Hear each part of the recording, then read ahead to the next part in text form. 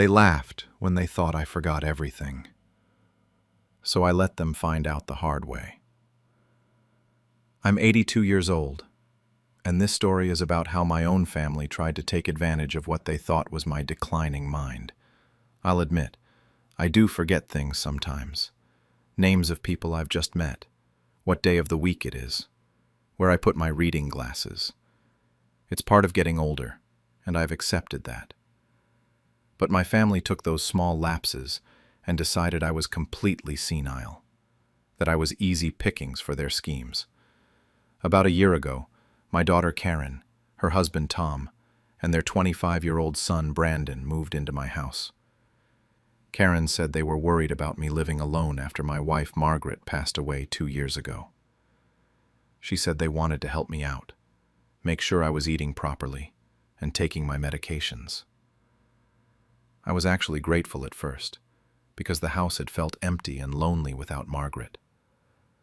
But things started changing quickly after they moved in.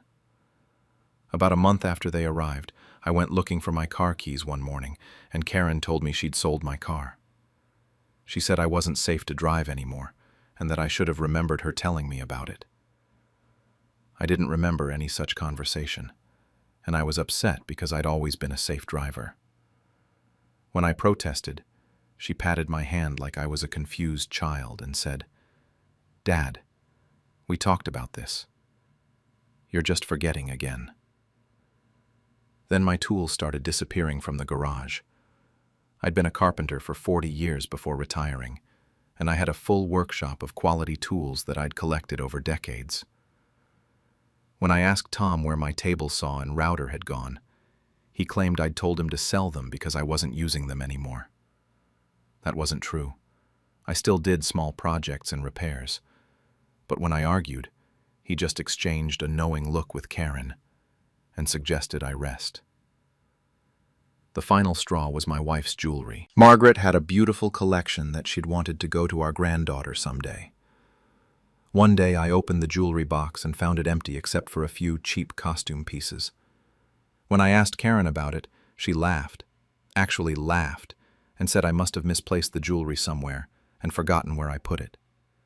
She said we'd look for it together when I was feeling clearer. I knew something was very wrong, but I felt powerless.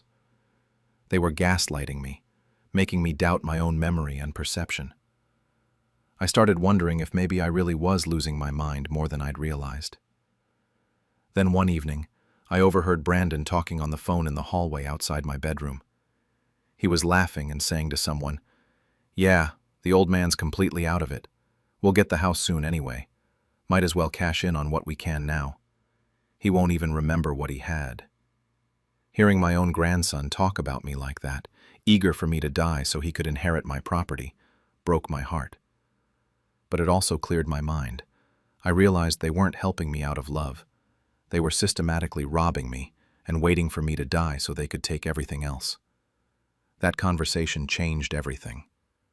I realized my mind wasn't as far gone as they thought, or as I'd feared. I'd been forgetting small things, yes, but I was fully capable of understanding what was happening to me.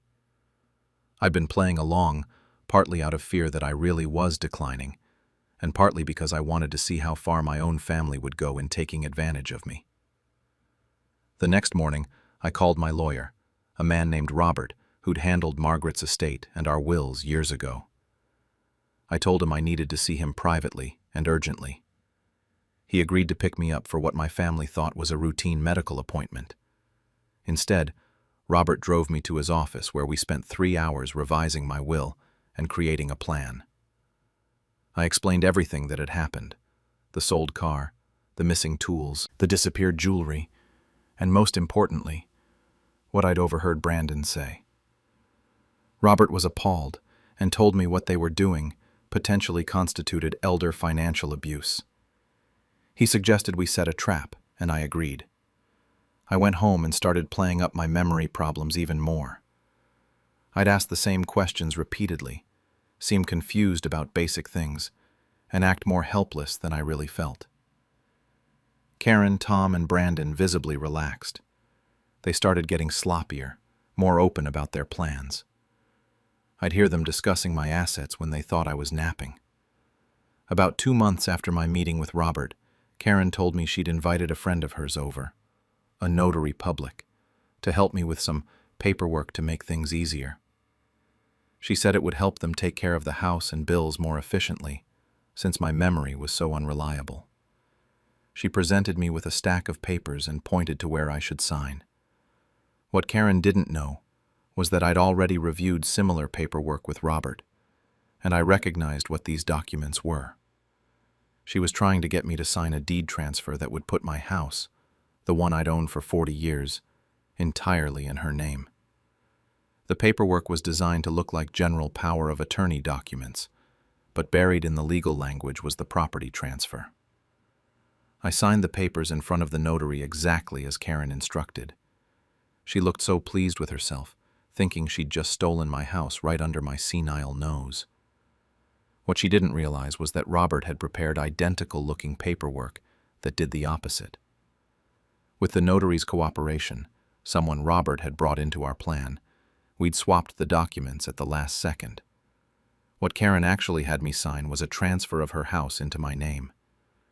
Karen and Tom owned a small house across town that they'd been renting out. In their greed to take my larger, more valuable property, Karen had just legally signed her own house over to me. The paperwork was completely legitimate, properly notarized, and filed with the county recorder's office before Karen even thought to check what she'd actually obtained. It took Karen about 3 days to realize what had happened. She'd gone to file the deed transfer at the county office, and the clerk had congratulated her on her generous gift to her father.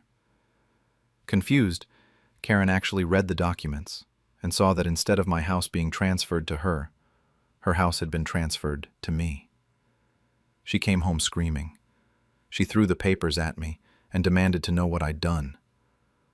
Tom was right behind her, red-faced and yelling about fraud. Brandon stood in the doorway looking shocked. I stayed calm and told them exactly what had happened. I explained that I'd known for months what they were doing, stealing from me, planning to take my house, counting down the days until I died. I told them I'd been pretending to be more confused than I was, just to see how far they'd go. I said I'd consulted with my lawyer and set up a little test, which they'd failed spectacularly. Karen tried to argue that I'd tricked her, that the document swap wasn't legal, that she'd sue me. I calmly handed her a card for Robert's office and told her she was welcome to consult with her own attorney, but that everything had been done properly and legally. The notary had witnessed me signing a legitimate property transfer, and Karen had accepted and attempted to file it without reading what she was actually filing. I gave them a choice. They could leave peacefully within the week, or I'd press charges for elder financial abuse, fraud, and theft. I told them I had evidence of everything they'd taken from me, and that I was prepared to pursue criminal charges if necessary. They tried begging after the anger didn't work.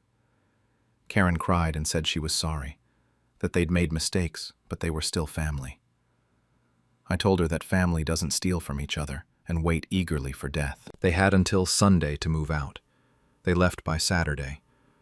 I sold both houses, my original home and Karen's house that she'd accidentally signed over to me.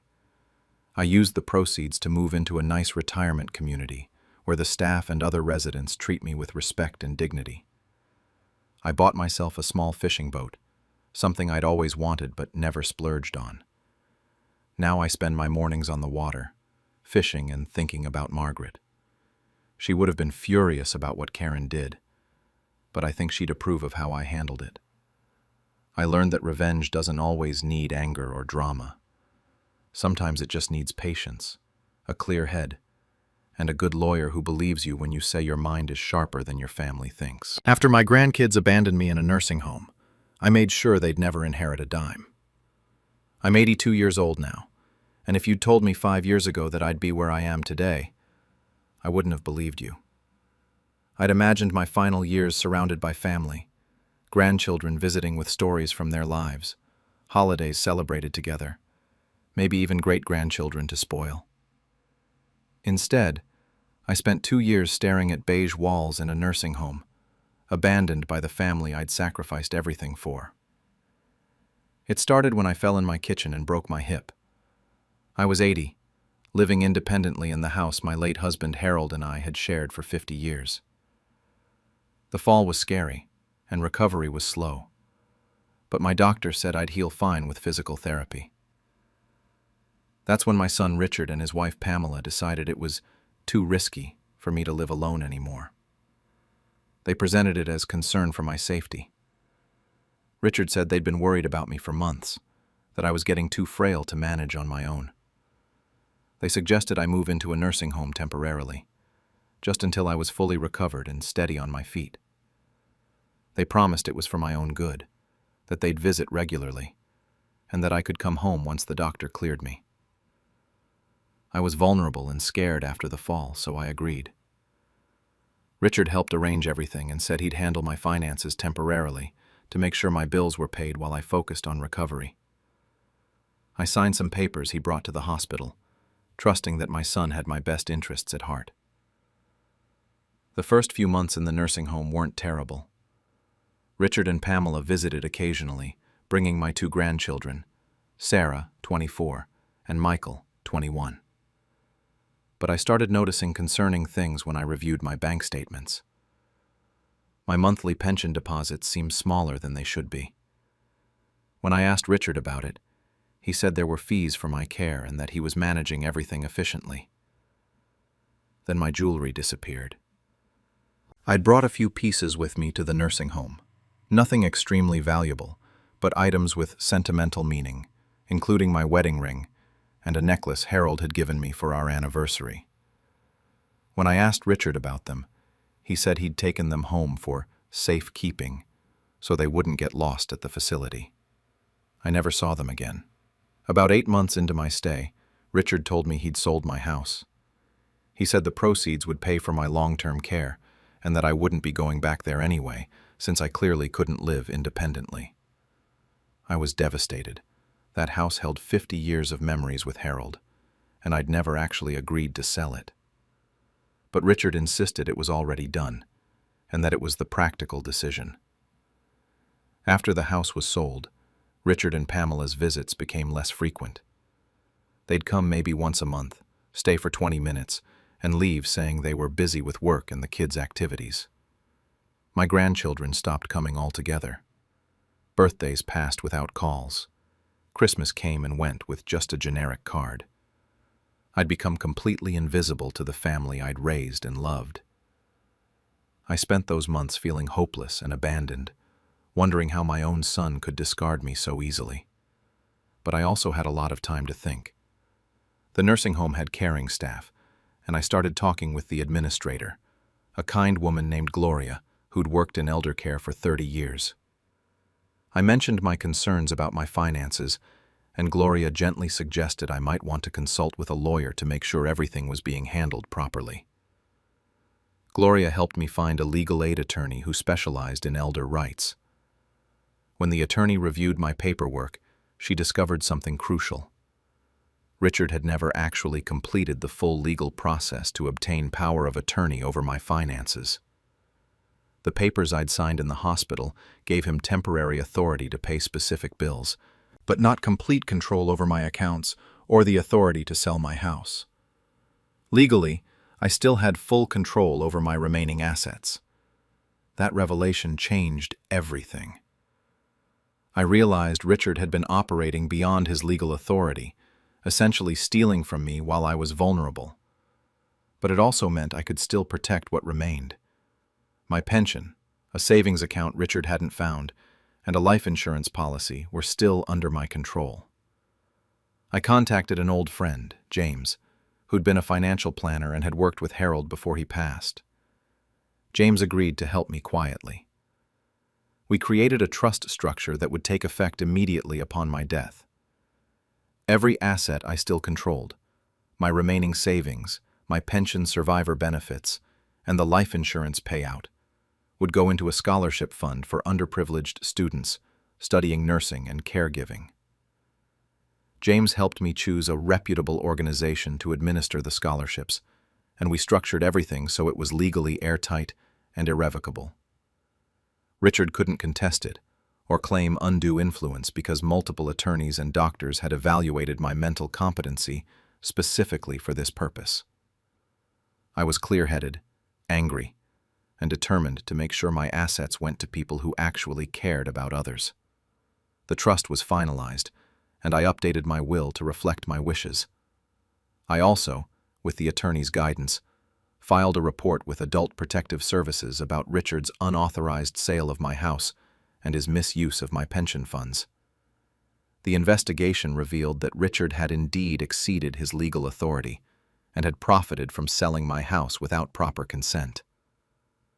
Richard showed up at the nursing home about 2 years after he'd placed me there. He arrived unannounced, which was unusual given how rarely I'd seen him. He seemed nervous and asked questions about my health and arrangements. I realized he was trying to assess whether I was close to dying and what that might mean for his inheritance. I smiled at him and mentioned casually that I'd been working with a lawyer to update my will. Richard's face brightened immediately, probably assuming I was ensuring he'd inherit everything smoothly. I let him think that for a few weeks, enjoying the irony of his sudden attention and concern. When my attorney sent Richard the formal notification letter, his reaction was apparently explosive. The letter explained that upon my death, all my remaining assets would go to a charitable trust funding scholarships for nursing and caregiving students.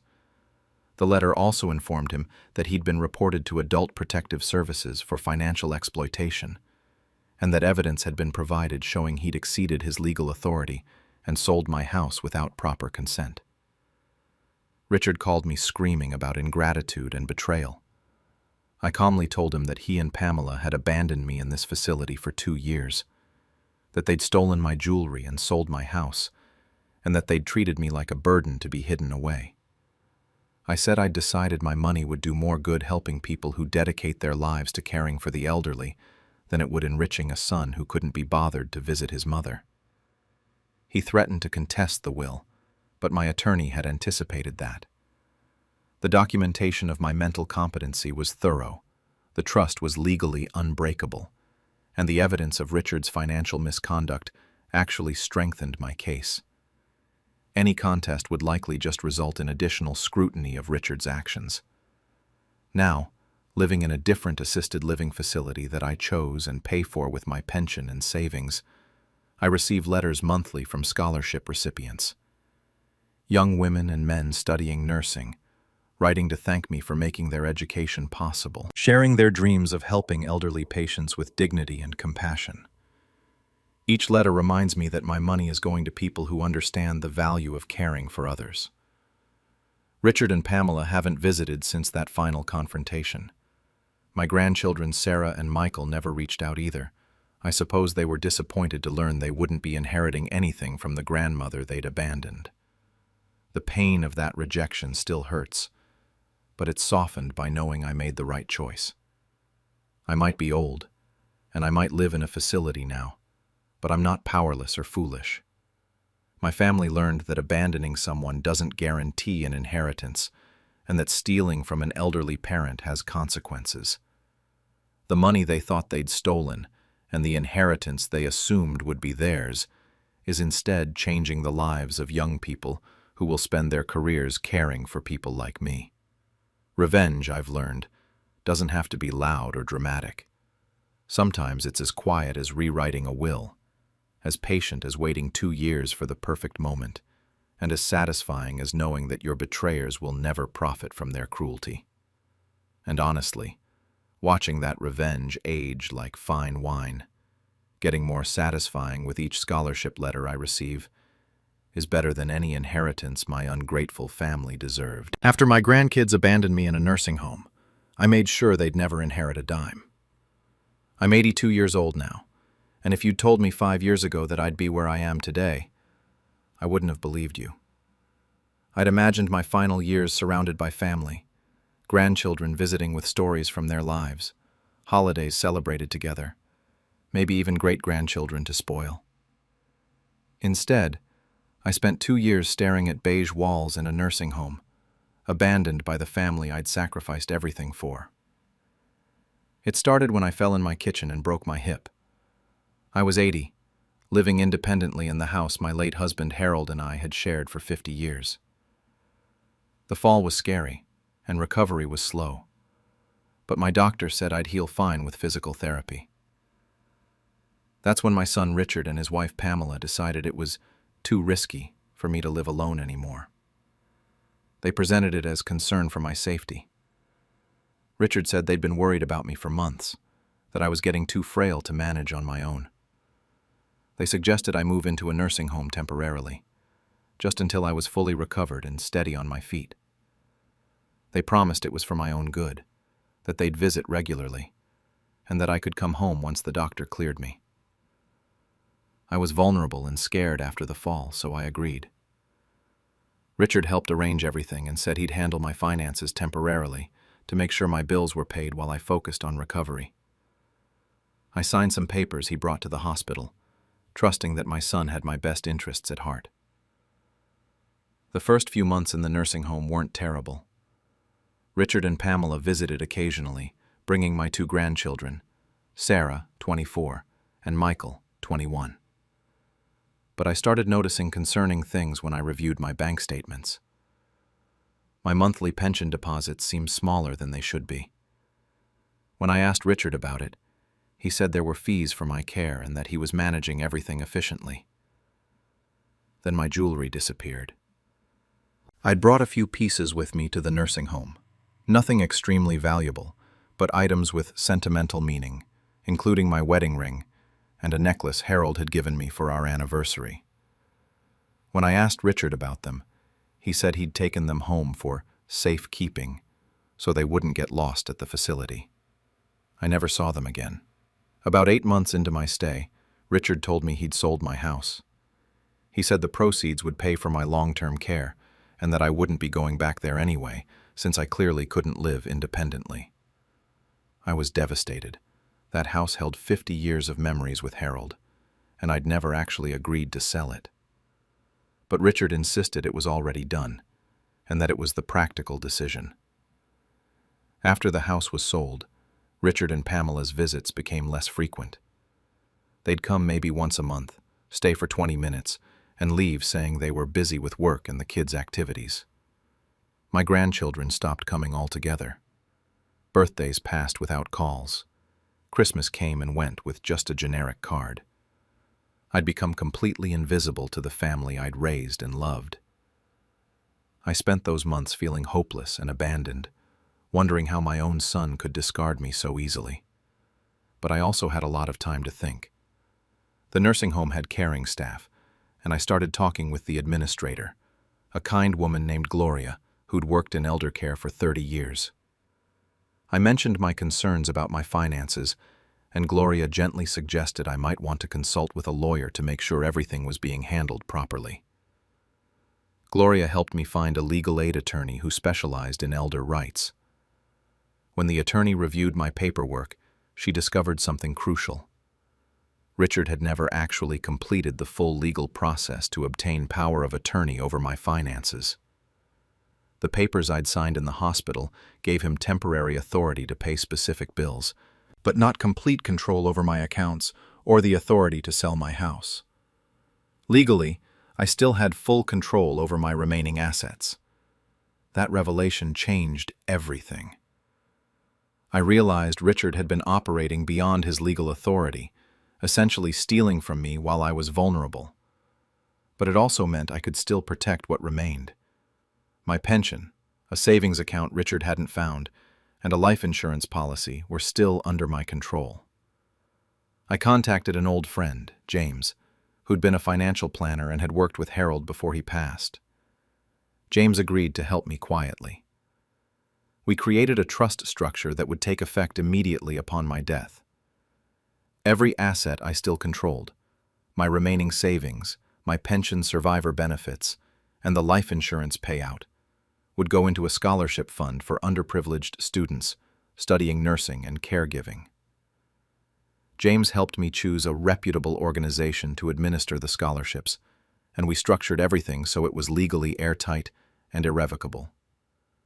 Richard couldn't contest it or claim undue influence because multiple attorneys and doctors had evaluated my mental competency specifically for this purpose. I was clear-headed, angry, and determined to make sure my assets went to people who actually cared about others. The trust was finalized, and I updated my will to reflect my wishes. I also, with the attorney's guidance, filed a report with Adult Protective Services about Richard's unauthorized sale of my house and his misuse of my pension funds. The investigation revealed that Richard had indeed exceeded his legal authority and had profited from selling my house without proper consent. Richard showed up at the nursing home about 2 years after he'd placed me there. He arrived unannounced, which was unusual given how rarely I'd seen him. He seemed nervous and asked questions about my health and arrangements. I realized he was trying to assess whether I was close to dying and what that might mean for his inheritance. I smiled at him and mentioned casually that I'd been working with a lawyer to update my will. Richard's face brightened immediately, probably assuming I was ensuring he'd inherit everything smoothly. I let him think that for a few weeks, enjoying the irony of his sudden attention and concern. When my attorney sent Richard the formal notification letter, his reaction was apparently explosive. The letter explained that upon my death, all my remaining assets would go to a charitable trust funding scholarships for nursing and caregiving students. The letter also informed him that he'd been reported to Adult Protective Services for financial exploitation, and that evidence had been provided showing he'd exceeded his legal authority and sold my house without proper consent. Richard called me screaming about ingratitude and betrayal. I calmly told him that he and Pamela had abandoned me in this facility for 2 years, that they'd stolen my jewelry and sold my house, and that they'd treated me like a burden to be hidden away. I said I'd decided my money would do more good helping people who dedicate their lives to caring for the elderly than it would enriching a son who couldn't be bothered to visit his mother. He threatened to contest the will, but my attorney had anticipated that. The documentation of my mental competency was thorough, the trust was legally unbreakable, and the evidence of Richard's financial misconduct actually strengthened my case. Any contest would likely just result in additional scrutiny of Richard's actions. Now, living in a different assisted living facility that I chose and pay for with my pension and savings, I receive letters monthly from scholarship recipients. Young women and men studying nursing, writing to thank me for making their education possible, sharing their dreams of helping elderly patients with dignity and compassion. Each letter reminds me that my money is going to people who understand the value of caring for others. Richard and Pamela haven't visited since that final confrontation. My grandchildren Sarah and Michael never reached out either. I suppose they were disappointed to learn they wouldn't be inheriting anything from the grandmother they'd abandoned. The pain of that rejection still hurts, but it's softened by knowing I made the right choice. I might be old, and I might live in a facility now, but I'm not powerless or foolish. My family learned that abandoning someone doesn't guarantee an inheritance, and that stealing from an elderly parent has consequences. The money they thought they'd stolen, and the inheritance they assumed would be theirs, is instead changing the lives of young people who will spend their careers caring for people like me. Revenge, I've learned, doesn't have to be loud or dramatic. Sometimes it's as quiet as rewriting a will, as patient as waiting 2 years for the perfect moment, and as satisfying as knowing that your betrayers will never profit from their cruelty. And honestly, watching that revenge age like fine wine, getting more satisfying with each scholarship letter I receive, is better than any inheritance my ungrateful family deserved. After my grandson stole my savings, I let him think he inherited millions, then watched him crash. I'm an 82-year-old man, and for most of the past few years, I believed my grandson David was the one family member who genuinely cared about me. My children were busy with their own lives, and my other grandchildren rarely called or visited. But David came by every week without fail. He helped me with groceries, drove me to doctor's appointments, and always called me his favorite old man. I was proud of him, and grateful to have someone in the family who seemed to value our relationship. About a year ago, my health started declining. I developed some mobility issues that made it difficult to get to the bank, and I was forgetting things more frequently. David suggested that I give him access to my bank account so he could help pay my bills and manage my day-to-day finances. It seemed like a practical solution, and I trusted him completely, so I added him as a joint account holder. For the first few months, everything seemed fine. David would show me the bills he'd paid and would give me updates on the account balance. I felt relieved to have that burden taken off my shoulders and was grateful for his help. I had about $60,000 in that savings account, money I'd carefully set aside over years for two specific purposes: to cover my funeral expenses so I wouldn't be a burden to my family when I died, and to leave a donation to some charities I'd supported throughout my life. Then one day, about 4 months after David got access to the account, I asked him to check the balance because I wanted to make a donation to my church. David looked uncomfortable and said he'd check later. Something about his reaction worried me, so the next day I had my neighbor drive me to the bank so I could check the account myself. The account was empty. Every single dollar was gone. When I asked the bank teller to show me the transaction history, I saw months of withdrawals, sometimes multiple per day, all made by David. The money had been systematically drained from my account over the course of several months. I felt like I'd been punched in the stomach.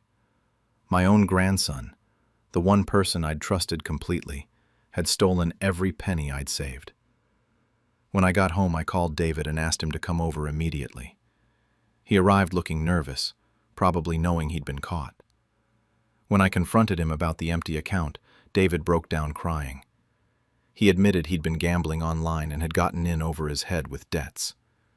He said he'd meant to pay me back before I noticed, that he'd been sure his luck would turn around and he'd win back everything he'd lost. He begged for my forgiveness and swore he'd find a way to repay every penny. I looked at my grandson, this young man I'd loved and trusted, and I told him I forgave him. I said we all make mistakes, and that I understood he'd gotten caught up in something he couldn't control. David hugged me and thanked me for understanding, promising again that he'd make things right. But I didn't really forgive him. How could I? He'd stolen $60,000 that I'd spent years saving, money I'd earmarked for my final arrangements and for causes I cared about. He'd betrayed my trust in the worst possible way, taking advantage of my age and declining health to rob me blind. The tears and apologies felt hollow when weighed against such calculated theft. I decided that David needed to learn a lesson, and I had the perfect way to teach it. About a week after our confrontation, I mentioned casually to David that I'd been meeting with my attorney to update my will. I said I'd been thinking about my mortality and wanted to make sure everything was in order for when I passed away. David asked what I'd decided to do with my estate. I told him that after thinking carefully about who in the family had been there for me, I'd decided to leave everything to him. I said he was the only grandchild who'd shown me consistent love and care, and I wanted him to benefit from what I'd built over my lifetime. What I didn't tell David was that everything didn't amount to much anymore, since he'd already stolen most of my liquid assets. But David didn't know that. He assumed I had significant savings beyond what he'd already taken, plus my house, which was paid off and worth about $200,000, plus whatever other assets he imagined I had accumulated over 8 decades of life. David's behavior changed immediately after that conversation. He acted like he didn't care about the inheritance, saying he'd rather have me around longer than any amount of money. But I noticed he started coming around even more frequently. He'd drop hints about how he was planning his future, talking about investments he wanted to make and trips he wanted to take. Through mutual family friends, I heard he'd been bragging to people that he'd be a rich man soon, because his grandfather was leaving him millions. The truth was very different. I'd met with my attorney and completely rewritten my will, but not in the way David thought. I was donating everything I owned, my house, my remaining savings, my possessions, to the orphanage where I'd grown up as a child. That place had given me a start in life when I had nothing, and I wanted to give something back to help other children who were in the situation I'd been in decades ago. My attorney helped me structure everything to be legally airtight. We had medical evaluations confirming my mental competency, multiple witnesses, and detailed documentation of my reasoning. The will explicitly stated that David would receive nothing and included a personal letter I'd written to be delivered to him after my death. For the next several months, I watched David position himself for an inheritance that would never come. He started talking about quitting his job, saying he wouldn't need to work much longer. He bought an expensive car on credit, probably figuring he'd pay it off with his inheritance. He even got engaged to a woman he'd only been dating for a few months, likely feeling financially secure enough to make that commitment. I passed away peacefully about 3 months ago. I'd arranged for my attorney to personally deliver my letter to David shortly after the will was read. According to my attorney, who I'd asked to share this story after my death, David arrived at the will reading confident and excited, probably already spending his inheritance in his mind. The attorney read the will, explaining that my entire estate, the house, the remaining bank accounts, all personal property, was being donated to the orphanage where I'd grown up. David would receive nothing except the letter I'd written for him. David apparently went pale as the reality hit him. He started arguing that the will couldn't be valid, that I must have been confused or manipulated. My attorney calmly presented all the documentation, the medical evaluations, the witness statements, and the video recording I'd made explaining my decision in clear, rational terms. Then the attorney handed David my letter. In it, I wrote, "David, when you stole $60,000 from me, you stole more than money. You stole my security, my final wishes, and my trust in the one family member I thought truly cared about me. You cried and apologized, but your tears were meaningless because you never intended to make things right. Instead, you immediately began planning how to take even more from me after my death. You told your friends you'd be a rich man soon. You bought things on credit expecting an inheritance to pay for them. You built your future on the assumption that my death would be your payday. I'm writing to tell you that wealth is earned through integrity, not through theft and entitlement. Enjoy the nothing you gave me, because nothing is exactly what you'll receive from me." According to my attorney, David's reaction was a mixture of shock, rage, and panic. He'd apparently made significant financial commitments based on his expected inheritance, the car loan, the engagement ring, probably other debts. Without the windfall he'd been counting on, he was facing serious financial problems. The orphanage that received my estate was deeply grateful. They've used the house donation to expand their facilities and create a dedicated space for older children preparing to age out of the system. They named a scholarship program after me, helping former orphans attend college, something I'd never been able to do myself. David tried to challenge the will, but his attorney quickly told him he had no grounds.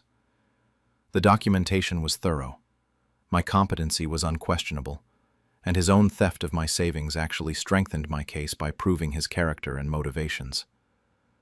My revenge wasn't loud or cruel. I didn't publicly shame David or try to ruin his life actively.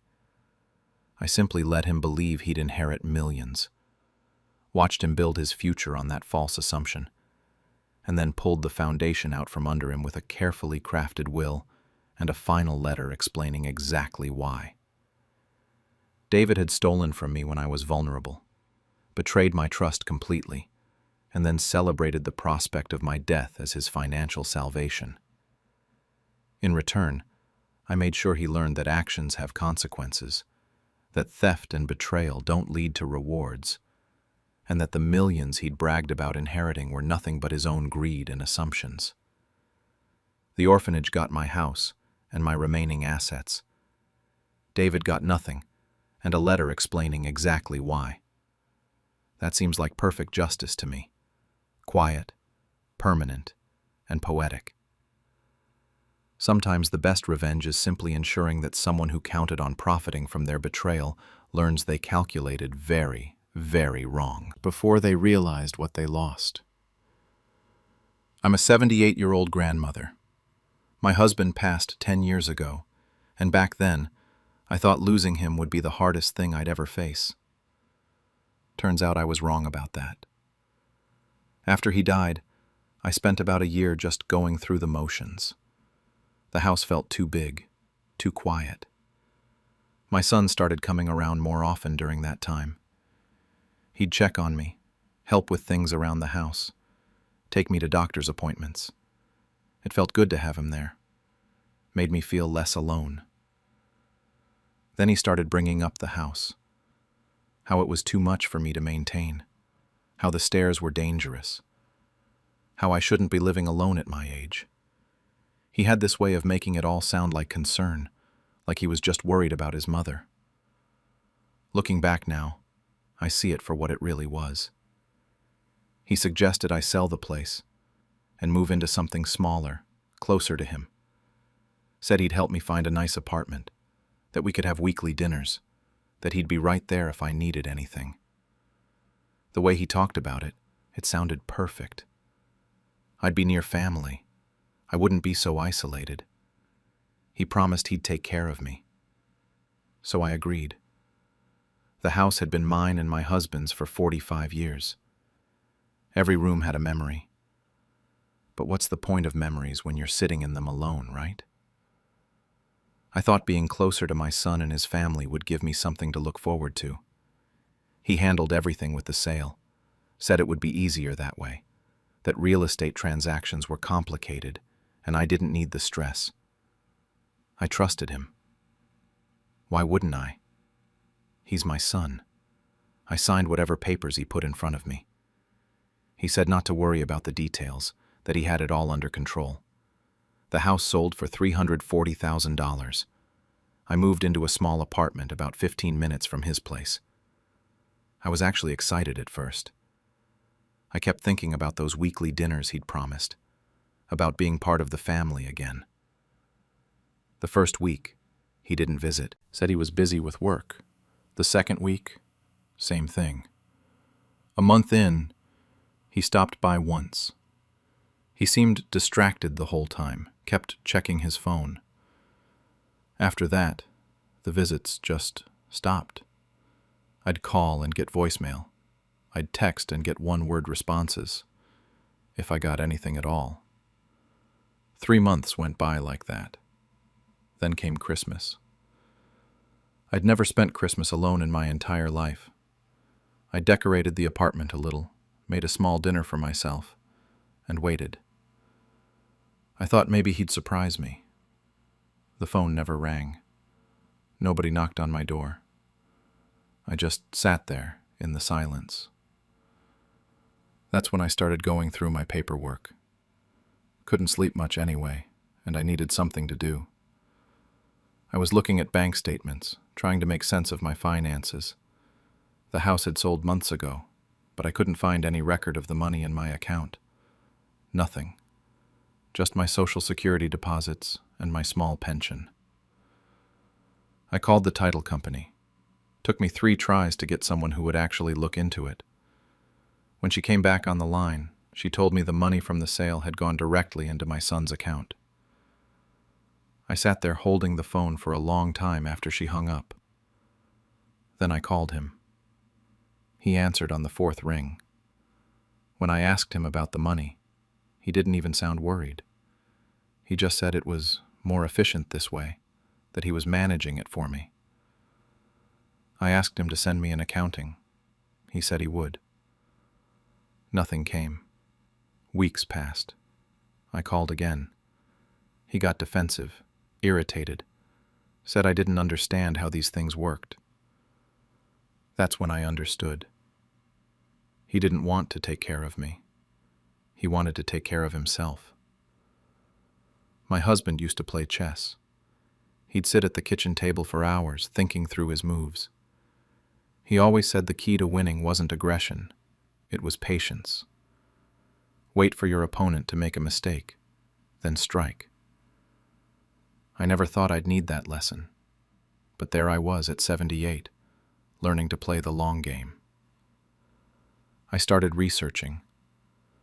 The library has computers, and the staff there helped me figure out how to search for what I needed. That's where I found the term elder financial abuse. Turns out there are laws about this kind of thing. Actual laws. I found a financial advisor through the senior center. Nice woman, maybe in her 50s. I brought her everything I had. Bank statements, real estate documents, emails, text messages. She went through it all, and when she looked up at me, I knew she believed me. She said we could build a case. So that's what we did. We spent weeks going through every detail. The bank transfer records showing the $340,000 going into his account.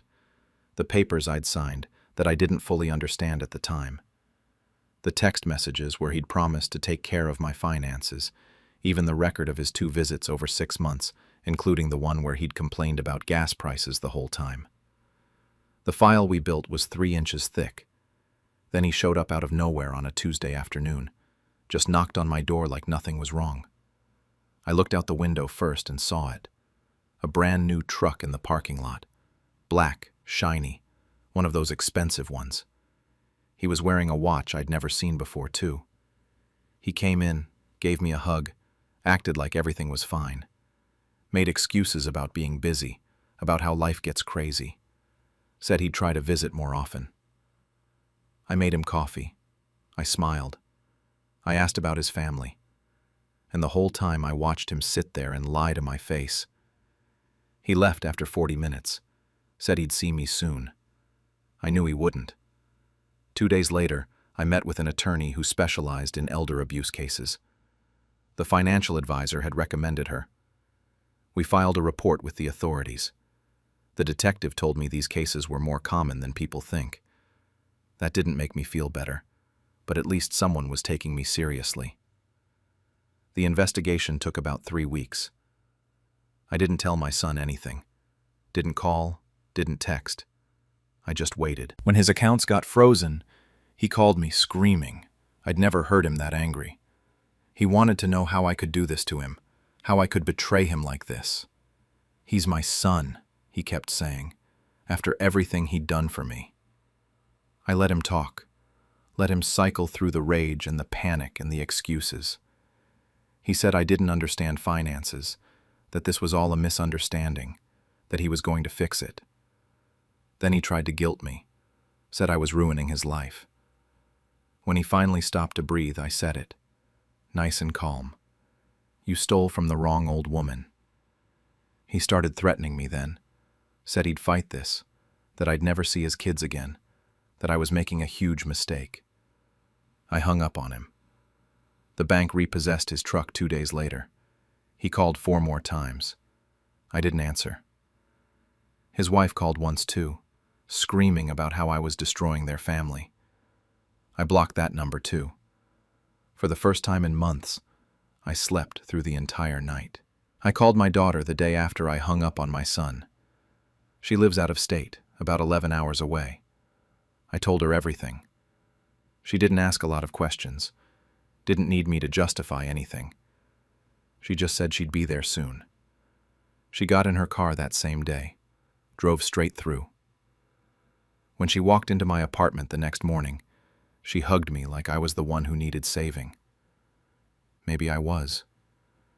She helped me pack up that little apartment within a week, said I was coming to live with her, and she wasn't taking no for an answer.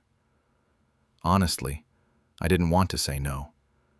There was nothing keeping me in that place except proximity to a son who'd already made it clear I didn't matter to him. The move happened fast. By the end of the month, I was living in her guest room, which she'd already started calling my room. Her kids, my grandkids, were so excited to have me there. They're 6 and 9. Every day when they get home from school, they run to me first, like I'm the best thing in their world. We cook dinner together most nights, my daughter and I. She asks me how I used to make things, and I show her. We watch our shows in the evening. I help the kids with their homework. I tuck them in at night and read them stories. This is what I thought I'd have with my son. Turns out I just had the wrong kid in mind. A month after I moved, I met with an estate attorney. I wanted my will updated. The lawyer asked me 3 times if I was sure about the changes. I told her I'd never been more certain of anything in my life. Everything goes to my daughter and her children now.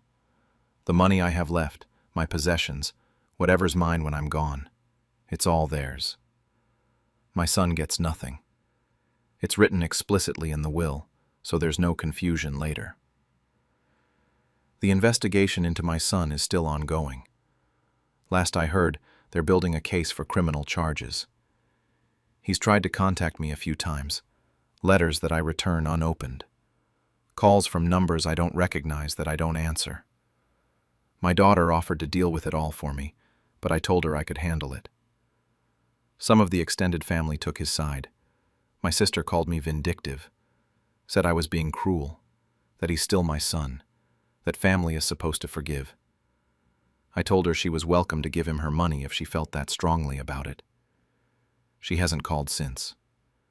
But most people, when they hear the whole story, they get it. They understand. I'm 78 years old. I've buried a husband, raised 2 children, and survived things these kids can't imagine. People think when you get old, you get soft.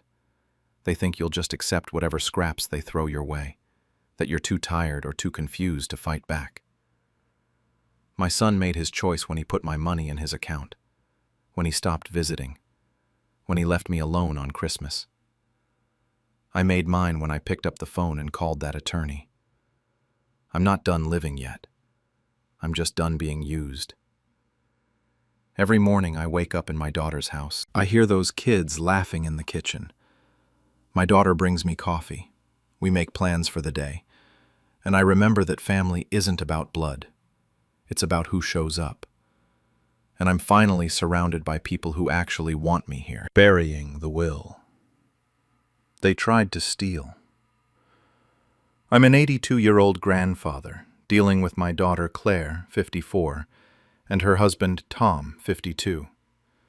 My wife died 5 years ago, and honestly, that broke something in me. The only thing that kept me going was knowing I could leave something behind for my grandkids, Emma, 16, and Michael, 14. Not their parents. Never their parents. Claire and Tom have always treated me like I'm some burden they're waiting to be rid of. About 6 months ago, everything changed. Claire suddenly started showing up at my house more often. She'd bring casseroles, smile way too wide, ask how I was feeling with this fake, concerned voice. I wasn't born yesterday. I knew exactly what she was doing.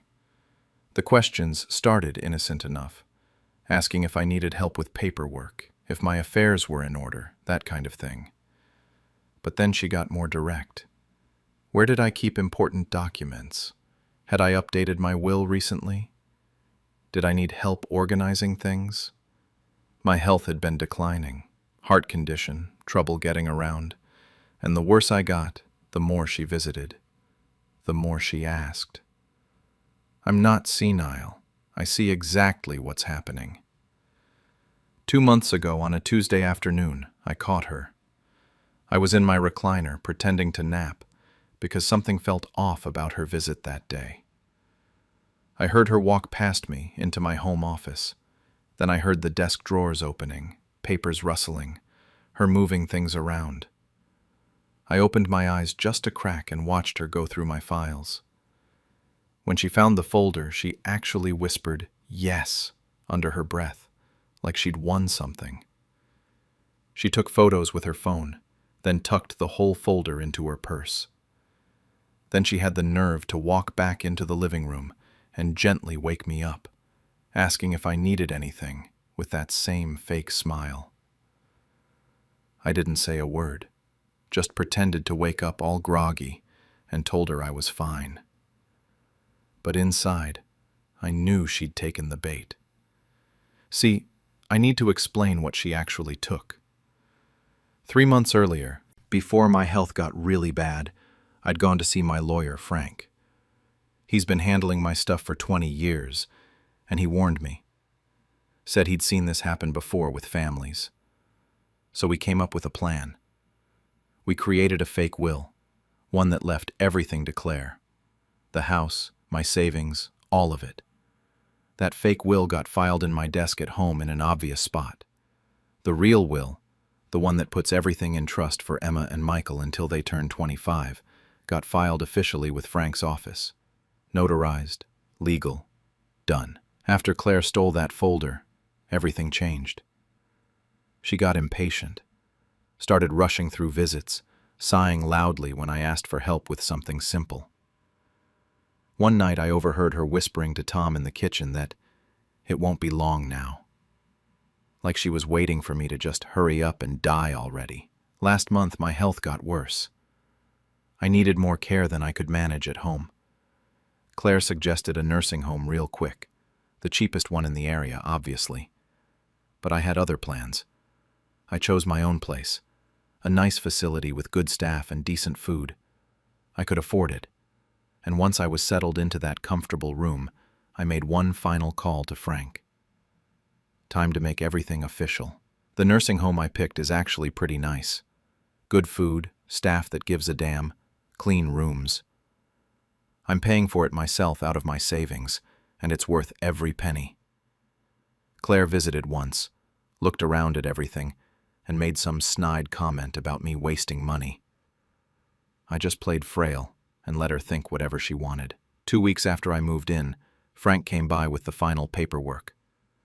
We signed the real will right there in my room with 2 nurses as witnesses. Everything detailed. The house gets sold, and the money split between Emma and Michael. Savings accounts transferred into trust. All of it locked down until they turn 25. There's one specific line in there about Claire.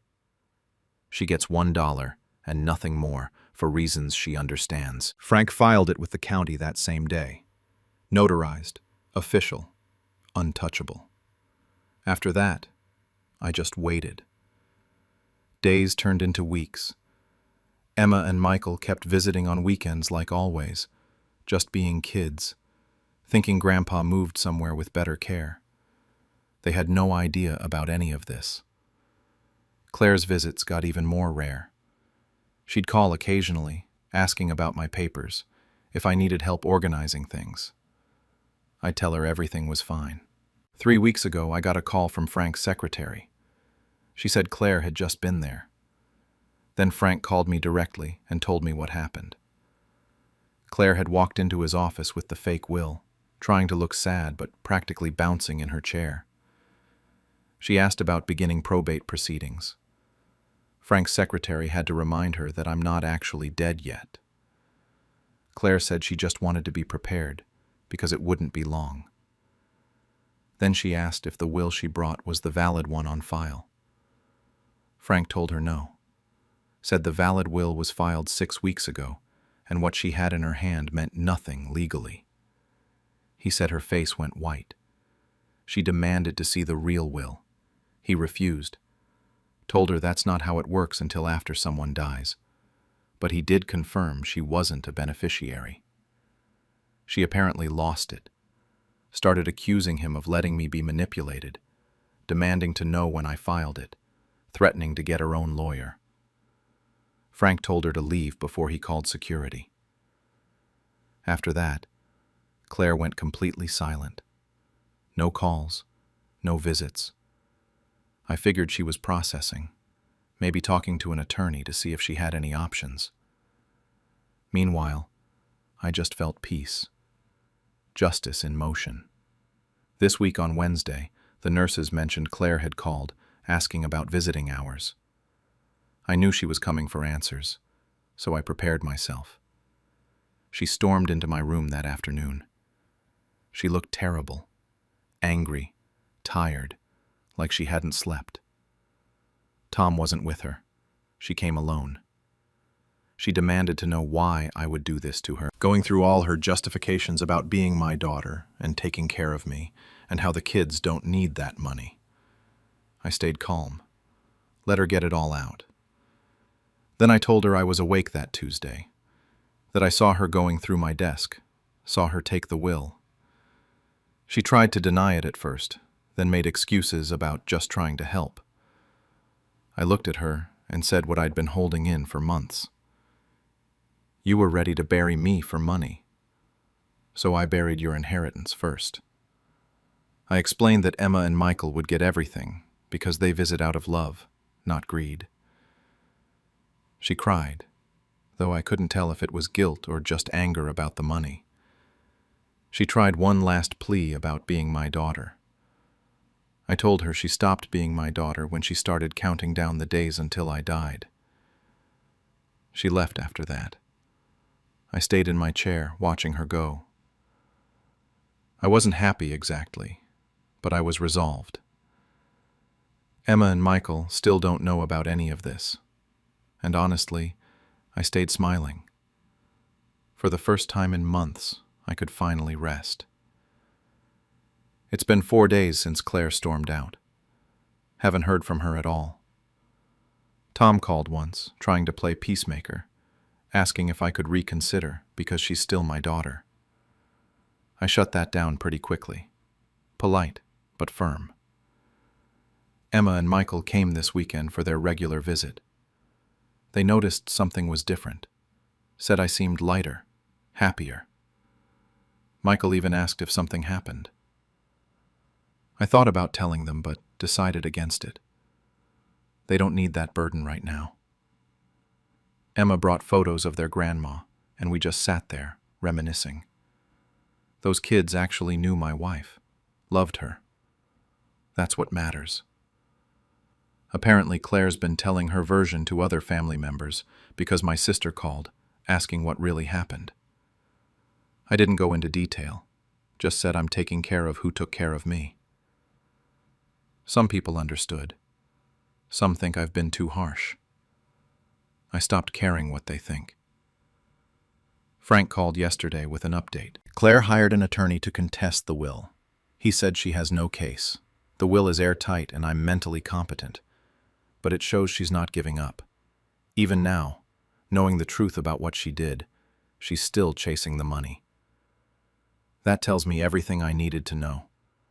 I've been thinking about my wife a lot, what she would say about all this. She always saw the best in Claire, made excuses for her behavior. Would she approve of what I did? I think she would understand. She loved those grandkids more than anything. I still wear my wedding ring, spin it around my finger when I'm thinking. It helps. I'm not going to sugarcoat it. My health is getting worse. The heart condition is progressing. Doctor mentioned maybe months, maybe a year. But I'm not afraid anymore. Everything is in order. The peace I feel is real, not just something I'm telling myself. Yesterday, Emma came alone, without Michael. She's 16, more perceptive than her brother. She asked what happened with her mom, said Claire won't talk about me anymore. I had to decide how much to tell her. I gave her a gentle version, that her mom and I had different ideas about some things, that it would make sense later. Then she asked if I did something to protect them. I didn't really answer, just told her I made sure she and Michael would be okay. That's all that matters. She hugged me tight. I think she understood more than she said. I've been wondering if Claire will ever speak to me again before I die. If I even want her to. She's still my daughter, but she became someone I don't recognize. The grief isn't just about her betrayal. It's about losing who she used to be. I remember Claire as a little girl, before life made her hard and greedy. I don't know what happened to that kid. The real victory here isn't about punishing Claire. It's about Emma and Michael getting their shot at college, at life, without drowning in debt. It's about my wife's memory being honored through the grandchildren who actually cherished her. The house will get sold eventually, but the memories live in those kids. Right now, I'm still here in the nursing home, health declining but stable. Claire has no contact with me, probably still pursuing legal action that won't go anywhere. Tom calls occasionally, always awkward. Emma and Michael visit every week, still unaware of the full drama. The will is locked, filed, uncontestable. It feels good to finally rest, knowing justice is already written in my name. Tom called last night, late. Said Claire's been crying for days, that she understands now what she did wrong. I don't know if I believe that. And honestly, I don't know if I should even care anymore. By the time they remembered me, it was too late. I'm James, 82 years old, widower, and apparently nothing more than a walking inheritance to my 2 kids. My son Michael is 54. My daughter Patricia is 51. Both grown adults with families of their own, both very interested in what I'm leaving behind when I die. When my wife Eleanor passed 2 years ago, they both stood at her funeral and promised they'd visit every week. They said I shouldn't be alone. They said family was important. They came twice that first month. Then nothing. Radio silence for weeks that turned into months. I'd call and get excuses. Michael was busy with work. Patricia's kids had soccer practice. They'd come next week. Next week never came. I spent my 81st birthday alone in March, ate a frozen dinner and watched Wheel of Fortune. Neither of them called. Thanksgiving came and went. I sat at a table set for one. Christmas was the same. The house we'd lived in for 40 years felt massive and empty. Just me and the TV talking back and forth. But here's the thing. Even though they never visited, never called to check if I was breathing, they always remembered one thing: the will. Michael would call out of nowhere asking if I still had the house going to them. Just checking, Dad, making sure everything's in order. Patricia would mention during our rare conversations how much the house would sell for. They'd argue with each other while I was on the phone about who should handle the sale, who'd get what furniture, what renovations they'd do before listing it. I take 7 different medications. Sometimes I forget which ones I've taken. The neighbors barely know I exist. Most of my friends are dead. I eat frozen dinners and fall asleep in Eleanor's chair most nights. This was my life. 3 months ago, Michael actually showed up. First time in 8 months. Said he wanted to check on me, but really he brought papers. Updated will documents he needed me to sign. We sat at the kitchen table, and he went through everything. The house goes to them, split 50-50. The savings account, same thing. Eleanor's jewelry to Patricia. My car to Michael.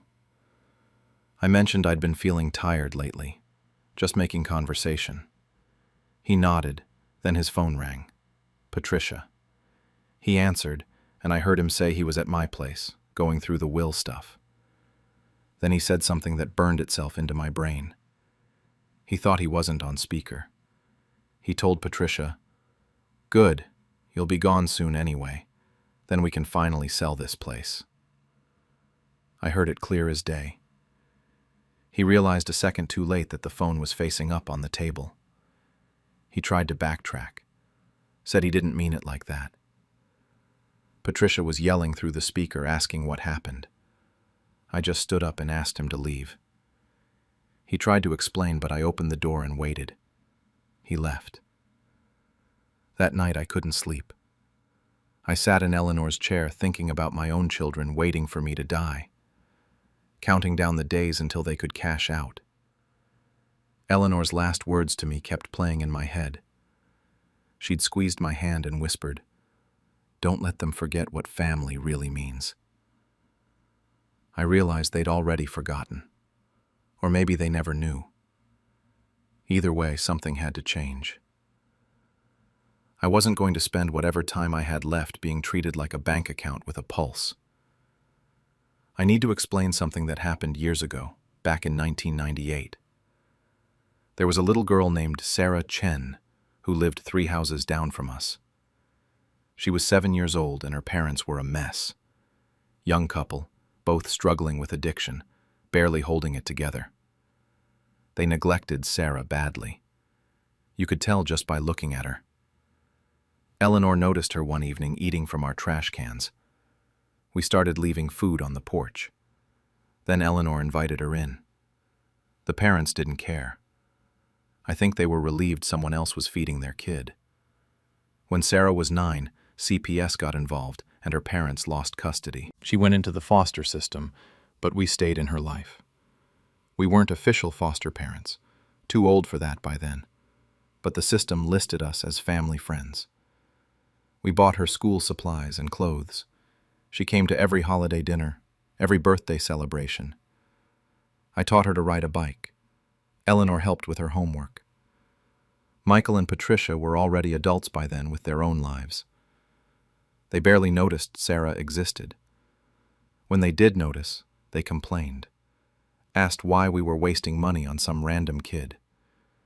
Eleanor told them to mind their business. Sarah put herself through community college and then nursing school. We helped with tuition when we could.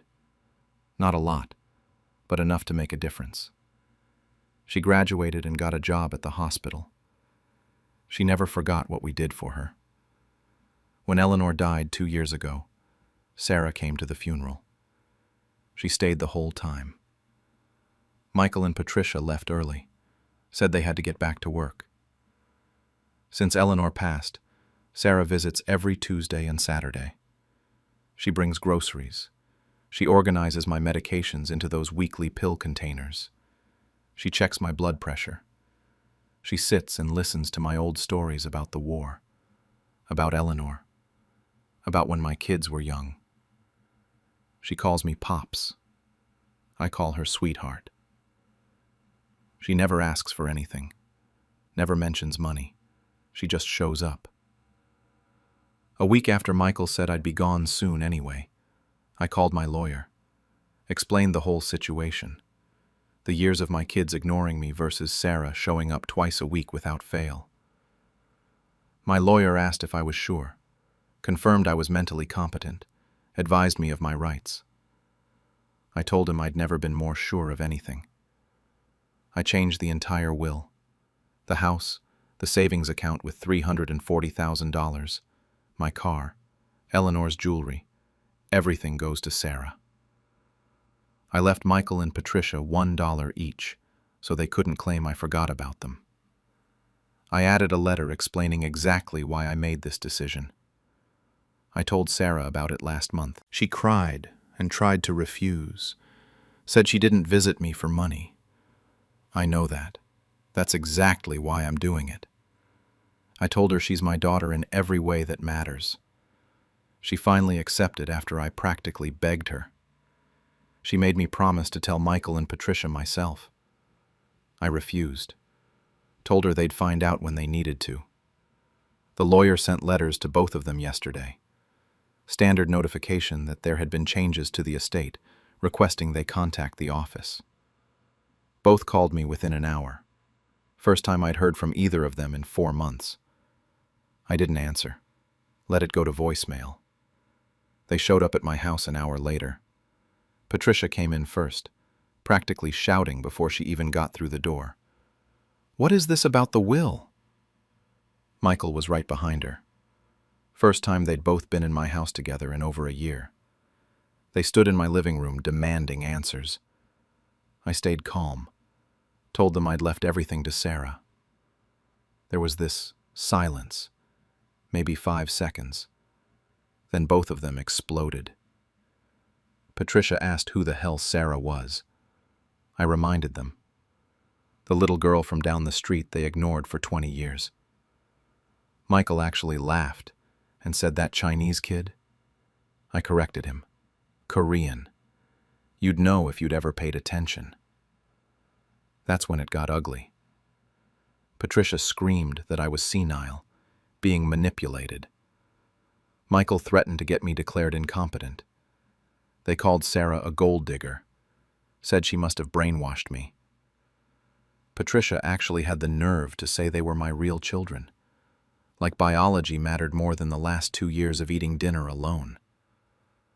I let them yell themselves out. Then I spoke. Told them real children show up. Real children call to check if you're still breathing. I listed every missed birthday, every holiday I spent alone, every unreturned phone call. I quoted Michael's comment about me being gone soon, word for word. I said children are defined by what they do, not what they're owed. Michael said he'd fight it in court. Patricia started crying. First tears I'd seen from her in years. They tried everything. Anger, guilt, bargaining. Told me I was being unfair, that they'd been busy but they loved me. I didn't move. Finally told them they could leave or keep yelling, but nothing was changing. They left together, still arguing with each other in the driveway about what to do next. Patricia drove off first. Michael looked back at the house one last time before leaving. I watched from the window and felt nothing but relief. Sarah called that evening for her Tuesday check-in. I told her what happened. She asked if I was okay, if I regretted it. I said no. I felt lighter than I had in years. We talked for an hour about everything except the will. It's been 24 hours since they were here. My phone has 17 missed calls from Michael. Patricia left a voicemail saying they're getting a lawyer. I haven't listened to any of them. I'm sitting in Eleanor's chair right now, and for the first time in 2 years, I feel at peace. I spent 50+ years being a father, paid for their college, their weddings, helped with down payments on their houses. I gave my love freely for decades. They just never thought the bill would come due. Funny thing about love, it's the only thing that costs nothing to give but everything to fake. They loved what I could give them. Sarah just loved me. Michael's lawyer left a message this morning. Sarah asked if she should stop visiting to avoid causing problems. The house feels different now. Not empty, just quiet. I'm thinking about adding Sarah to the deed immediately instead of waiting until I die. They're coming back tomorrow with their lawyer. Sarah offered to be here with me, but I told her no. Now I'm sitting here wondering if I did the right thing. Not about the will, that's done, but about everything else. I guess I'll find out soon enough. My family sold my house while I was in the hospital, so I took back everything they stole. I'm a 79-year-old widow, and for most of my life, I believed that family should come before everything else. I raised 3 children, Michael, Jennifer, and David, on my own after my husband passed away from a heart attack when he was only 42 years old. I worked double shifts as a registered nurse for over 30 years, sacrificing my own comfort and rest to make sure my kids had what they needed. I paid off our modest home through decades of hard work, and I thought I'd raised good, honest children who would value family the way I did. I was wrong. I raised 3 people who saw me as nothing more than an inconvenience standing between them and what they felt entitled to inherit. Last year, when I was 78, I fell in my kitchen and broke my hip badly. The injury required surgery and extensive rehabilitation. I spent 2 months in the hospital and a rehabilitation facility, unable to walk or care for myself. My children knew I was in the hospital and would need significant recovery time before I could return home. What I didn't know while I was lying in that hospital bed was that my eldest son, Michael, the one I'd always trusted most, the one I'd helped through college and supported through 2 divorces, was orchestrating something terrible. He convinced Jennifer and David to join him in handling Mom's affairs while I was incapacitated. They went to my house and searched through my papers until they found documents they needed. Then Michael forged my signature on paperwork to sell my house. He worked with a real estate agent, claiming I'd authorized him to handle the sale because I was too ill to manage my own affairs. The house sold for $240,000, and Michael, Jennifer, and David split the money 3 ways. When I was finally discharged from rehabilitation and ready to go home, Michael picked me up from the facility. But instead of taking me to my house, he drove to his house across town. I asked where we were going, and he said casually, "We sold your house, Mom. You'll be living with family now. It's better this way since you can't take care of yourself anymore." I was stunned. I couldn't believe what I was hearing. I asked what he meant by "sold my house," and Michael explained that they'd made the decision together as a family, that the house was too much for me to manage, and that this was the practical solution. When I protested that I'd never agreed to sell my house, Michael said I was confused from the pain medication and that we'd discussed this before my surgery. He showed me to my new room, a converted laundry area in his basement with a twin bed, a small dresser, and bare concrete walls. This was where my son expected me to live after stealing my house and my life savings. I wanted to cry. I wanted to scream. I wanted to collapse from the shock and betrayal of realizing my own children had robbed me while I was helpless in a hospital bed. But instead, I smiled.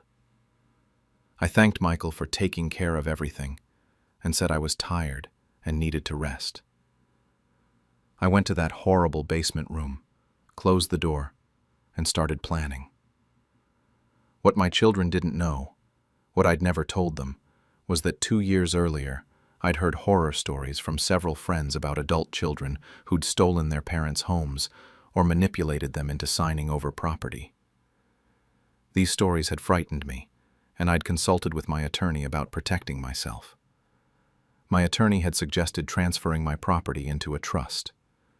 We'd created a revocable living trust under my maiden name, Carson, and transferred the house deed into the trust. The house was no longer in my married name that my children knew. It was legally owned by the Margaret Carson Living Trust. I was still the trustee and beneficiary, so I maintained complete control. But the ownership structure was different from what my children assumed. When Michael had forged my signature and sold my house, he'd actually sold a property he had no legal authority to sell. The deed he'd presented was fraudulent because he didn't actually control the property. The trust did. The sale was legally void. From my basement room, I called my attorney and explained what had happened. He was horrified and immediately began taking action. He contacted the title company that had handled the closing and informed them that the property had been sold fraudulently, that the seller had no legal authority, and that the true owner was the trust. The attorney also contacted the buyers to inform them they'd been defrauded. The buyers were understandably upset. They'd put down earnest money and had been preparing to move in. Now they were learning the sale was invalid, and they'd need to seek recovery of their money from the people who'd fraudulently sold them the property. My children. My attorney also filed a police report for elder exploitation, fraud, and forgery. He provided documentation showing the trust ownership, evidence that I'd been in the hospital during the time the sale was supposedly authorized, and proof that my signature on the sales documents had been forged. The investigation moved quickly. The police interviewed the real estate agent who'd handled the transaction, and she confirmed that Michael had claimed to have power of attorney and had presented documents that appeared to authorize him to sell the property. But those documents were forgeries, and the detective was able to establish that through handwriting analysis and by confirming I'd never signed any such authorization. Michael, Jennifer, and David were all arrested and charged with fraud, forgery, and elder financial exploitation. They'd each received about $80,000 from the fraudulent sale, and they'd already started spending that money on themselves. New cars, vacations, home improvements. Now they faced both criminal charges and civil liability to repay the buyers who'd been defrauded. The court case took several months, but the outcome was clear. The sale was voided, ownership was restored to my trust, and my children were ordered to repay the buyers and face criminal consequences for their actions. Michael received the harshest sentence since he'd orchestrated the scheme. 18 months in prison, 3 years of probation, and a requirement to pay restitution. Jennifer and David received probation and community service, along with restitution requirements. The financial penalties devastated them. They had to sell assets to repay the money they owed, and their credit was destroyed. Michael lost his job when his employer learned about the criminal conviction. The family relationships they'd had with each other also fractured, with each sibling blaming the others for going along with Michael's plan. As soon as the legal proceedings were settled and I had clear ownership of my property back, I decided to sell the house myself, this time legitimately and on my terms. I couldn't live there anymore without thinking about what my children had done, and I wanted a fresh start, somewhere they'd never find me. I sold the house for $245,000 and used that money to buy a small cottage by the sea, about 3 hours away. It's a peaceful place with a view of the ocean, a small garden, and neighbors who are friendly but respect my privacy. The cottage is titled solely in my trust, and I've given my attorney strict instructions that my children are to never be told where I live. Before I left Michael's basement room for the last time, I wrote a short note and left it on the bed. You sold me out for greed, treating your mother like property to be liquidated. You left me in a basement laundry room after stealing my home and my independence. I sold you out for peace, and I hope the consequences of your actions teach you what I apparently never could, that integrity matters more than money, and that betraying someone who sacrificed everything for you has a cost you'll pay for the rest of your lives. I haven't spoken to Michael, Jennifer, or David since the court proceedings ended. They've tried to contact me through my attorney, sending letters that alternate between apologizing and blaming each other or claiming they'd meant well. My attorney returns their letters unopened, with a note that I've requested no contact. I'm 79 years old, living in my little cottage by the sea. I wake up to the sound of waves, tend my garden, and spend time with neighbors who've become genuine friends. I volunteer at a local clinic a few hours a week, using my nursing skills to help people who actually appreciate it. I read, I walk on the beach, and I sleep peacefully at night, without fear of someone stealing from me or betraying my trust. For the first time in years, maybe for the first time since my husband died nearly 4 decades ago, I live without fear or obligation to family members who saw me as a burden and a bank account. I worked double shifts for 30 years to give my children opportunities. They repaid me by forging my signature and selling my home while I lay helpless in a hospital bed. But I outsmarted them all. The house they sold was never theirs to sell. The trust I'd created years earlier protected me from their greed, even when I was too injured to protect myself. They thought they'd stolen my independence and my future. Instead, they destroyed their own futures while I built a new life in a place where they'll never find me. I sleep without fear now, and without family. And honestly, the peace is worth more than any inheritance I might have left them if they'd just loved me instead of trying to rob me. Funny how they forgot who paid the bills. I'm a 79-year-old grandmother, and for the last 20 years I've been living with my son David, 52, and his wife Karen, 48. When I first moved in, they were drowning financially. David had just lost his job, they had a newborn, and the bills were piling up faster than they could handle. So I stepped in. I paid the electricity, bought the groceries, even covered part of the mortgage every month. I wanted to help them build a better life, give my grandson Jake a stable home to grow up in. I never asked for thanks or praise. I just wanted to be treated like family, with basic kindness and respect. Everything changed about 6 months ago when my hands started shaking. At first it was just little tremors, but then I couldn't hold a coffee cup steady anymore. My doctor said it was nerve damage, nothing they could really fix at my age.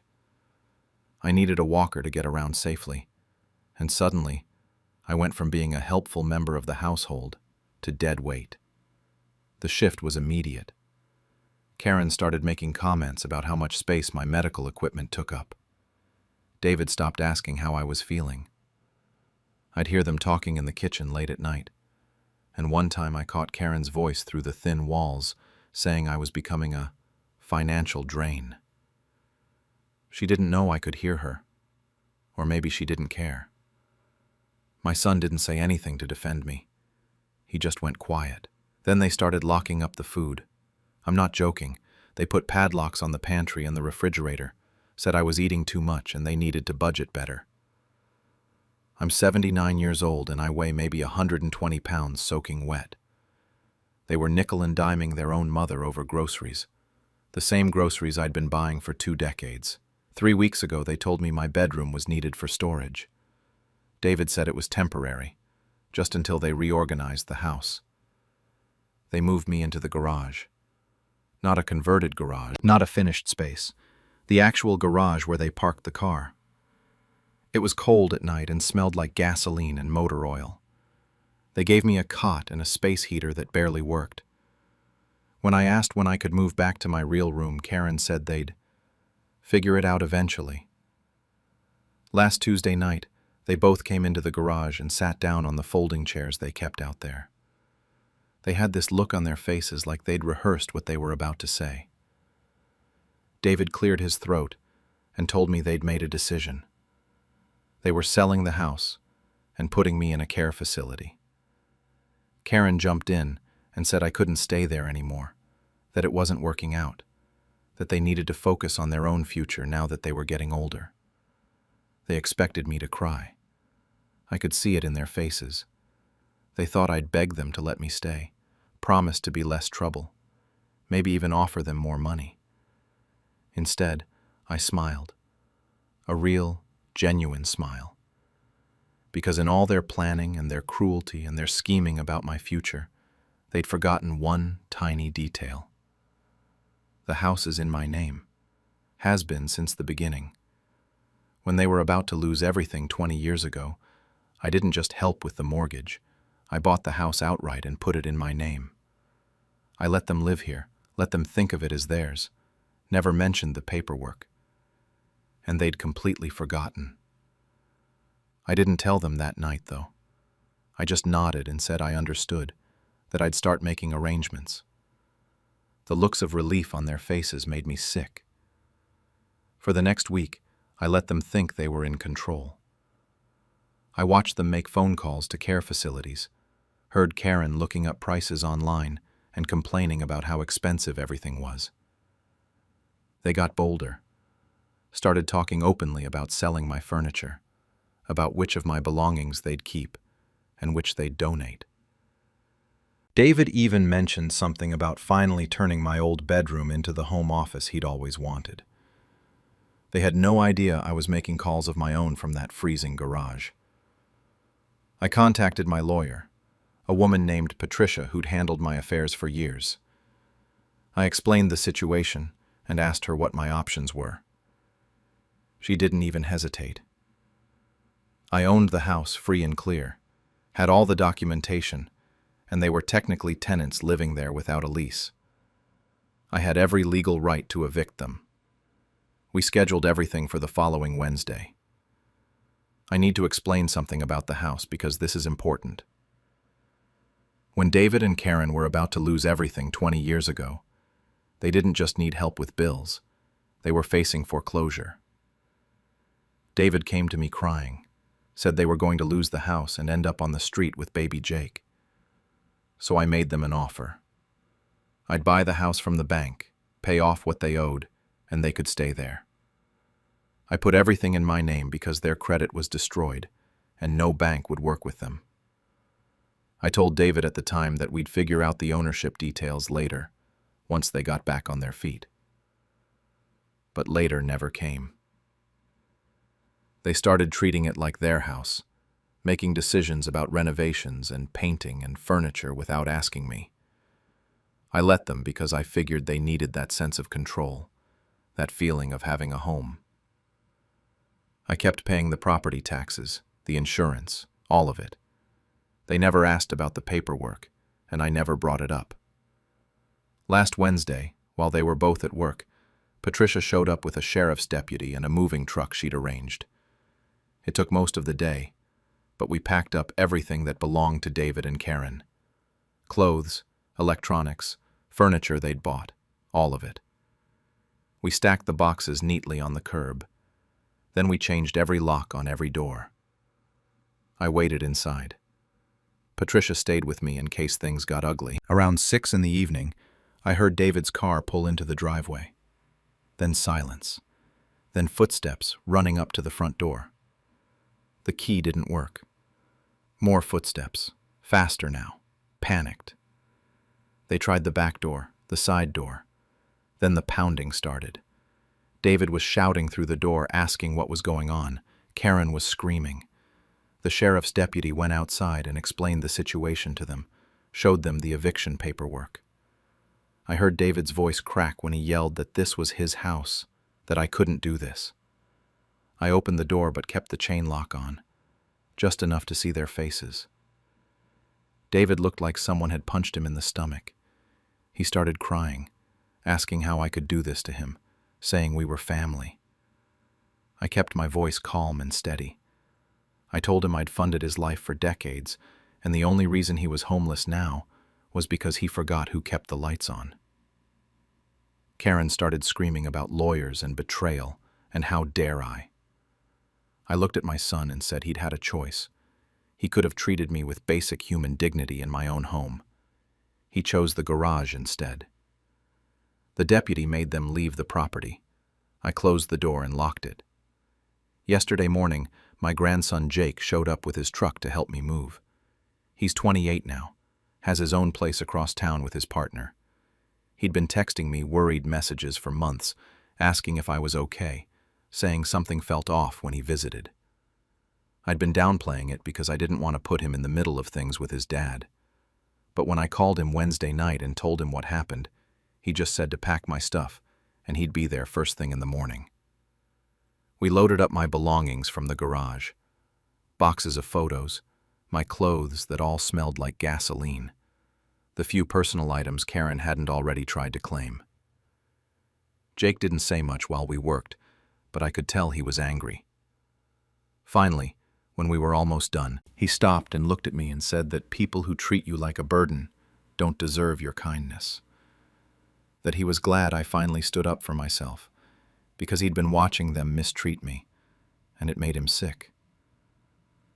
That hit me harder than I expected. I didn't realize he'd noticed. Turns out he'd tried talking to David about it a few months back, and his dad told him to mind his own business. I've been at Jake's place for 5 days now.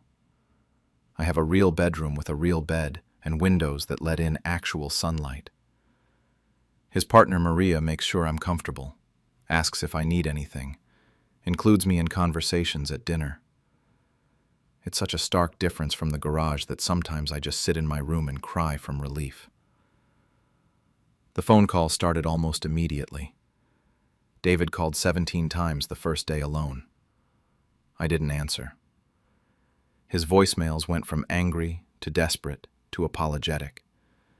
He said he didn't understand how things got so bad, that he was sorry, that we needed to talk. Karen left messages too, mostly threatening legal action. Patricia told me she has no case whatsoever, so I'm not worried about that. What I didn't expect was how the rest of the family would react. Some of David's cousins have been calling Jake, telling him I went too far, asking how I could make my own son homeless. Others have reached out to say it was about time someone put David and Karen in their place. The family's completely split on this. I've had to turn off my phone most days because it won't stop ringing. Jake's been running interference, which I appreciate. But this morning, he told me David showed up at his office. Just appeared in the lobby asking to talk to him, saying he needed help finding a place to stay. According to Jake, David was crying, saying he was sorry and that he didn't realize how bad things had gotten, that he'd made a terrible mistake and wanted to make things right. Part of me wants to believe that. He's still my son. I spent 20 years trying to help him build a life, and despite everything, there's a piece of me that hates knowing he's struggling now. But then I remember the cold nights in that garage. I remember them locking up food like I was some kind of thief. I remember Karen calling me a financial drain through those thin walls, and David saying nothing to stop her. Jake asked me what I wanted him to tell his father. I still haven't given him an answer. I finally get to sleep in a real bedroom again. Finally feel safe and wanted somewhere. And my son now knows what it feels like to be treated like a burden. Maybe that's enough. Or maybe some things can't be fixed once they're broken. My family sold my house while I was in the hospital, so I took back everything they stole. I'm a 79-year-old widow, and for most of my life, I believed that family should come before everything else. I raised 3 children, Michael, Jennifer, and David, on my own after my husband passed away from a heart attack when he was only 42 years old. I worked double shifts as a registered nurse for over 30 years, sacrificing my own comfort and rest to make sure my kids had what they needed. I paid off our modest home through decades of hard work, and I thought I'd raised good, honest children who would value family the way I did. I was wrong. I raised 3 people who saw me as nothing more than an inconvenience standing between them and what they felt entitled to inherit. Last year, when I was 78, I fell in my kitchen and broke my hip badly. The injury required surgery and extensive rehabilitation. I spent 2 months in the hospital and a rehabilitation facility, unable to walk or care for myself. My children knew I was in the hospital and would need significant recovery time before I could return home. What I didn't know while I was lying in that hospital bed was that my eldest son, Michael, the one I'd always trusted most, the one I'd helped through college and supported through 2 divorces, was orchestrating something terrible. He convinced Jennifer and David to join him in handling Mom's affairs while I was incapacitated. They went to my house and searched through my papers until they found documents they needed. Then Michael forged my signature on paperwork to sell my house. He worked with a real estate agent, claiming I'd authorized him to handle the sale because I was too ill to manage my own affairs. The house sold for $240,000, and Michael, Jennifer, and David split the money 3 ways. When I was finally discharged from rehabilitation and ready to go home, Michael picked me up from the facility. But instead of taking me to my house, he drove to his house across town. I asked where we were going, and he said casually, "We sold your house, Mom. You'll be living with family now. It's better this way since you can't take care of yourself anymore." I was stunned. I couldn't believe what I was hearing. I asked what he meant by "sold my house," and Michael explained that they'd made the decision together as a family, that the house was too much for me to manage, and that this was the practical solution. When I protested that I'd never agreed to sell my house, Michael said I was confused from the pain medication and that we'd discussed this before my surgery. He showed me to my new room, a converted laundry area in his basement with a twin bed, a small dresser, and bare concrete walls. This was where my son expected me to live after stealing my house and my life savings. I wanted to cry. I wanted to scream. I wanted to collapse from the shock and betrayal of realizing my own children had robbed me while I was helpless in a hospital bed. But instead, I smiled. I thanked Michael for taking care of everything and said I was tired and needed to rest. I went to that horrible basement room, closed the door, and started planning. What my children didn't know, what I'd never told them, was that 2 years earlier, I'd heard horror stories from several friends about adult children who'd stolen their parents' homes or manipulated them into signing over property. These stories had frightened me, and I'd consulted with my attorney about protecting myself. My attorney had suggested transferring my property into a trust.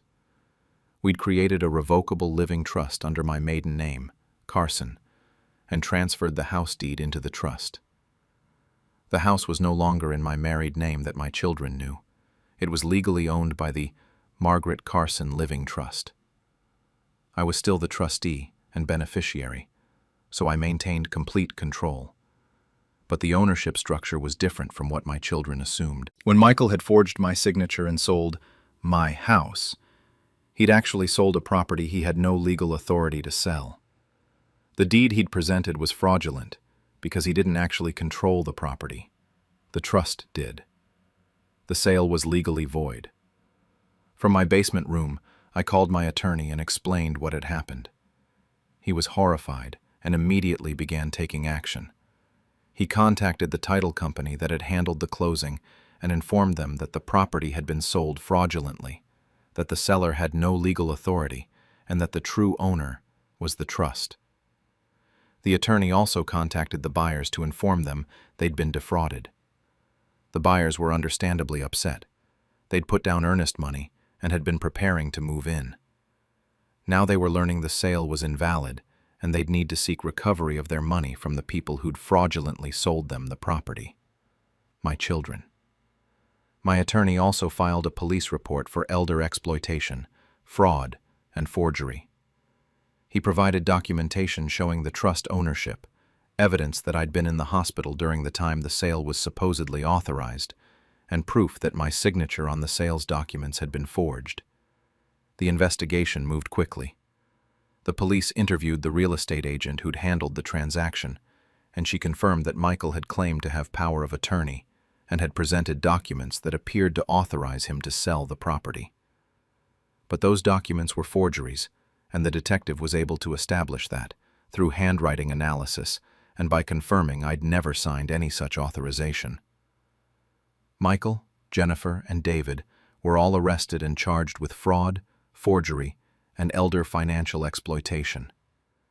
They'd each received about $80,000 from the fraudulent sale, and they'd already started spending that money on themselves: new cars, vacations, home improvements. Now they faced both criminal charges and civil liability to repay the buyers who'd been defrauded.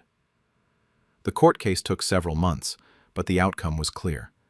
The sale was voided, ownership was restored to my trust, and my children were ordered to repay the buyers and face criminal consequences for their actions. Michael received the harshest sentence since he'd orchestrated the scheme: 18 months in prison, 3 years of probation, and a requirement to pay restitution. Jennifer and David received probation and community service, along with restitution requirements. The financial penalties devastated them. They had to sell assets to repay the money they owed, and their credit was destroyed. Michael lost his job when his employer learned about the criminal conviction. The family relationships they'd had with each other also fractured, with each sibling blaming the others for going along with Michael's plan. As soon as the legal proceedings were settled and I had clear ownership of my property back, I decided to sell the house myself, this time legitimately and on my terms. I couldn't live there anymore without thinking about what my children had done, and I wanted a fresh start, somewhere they'd never find me. I sold the house for $245,000 and used that money to buy a small cottage by the sea, about 3 hours away. It's a peaceful place with a view of the ocean, a small garden, and neighbors who are friendly but respect my privacy.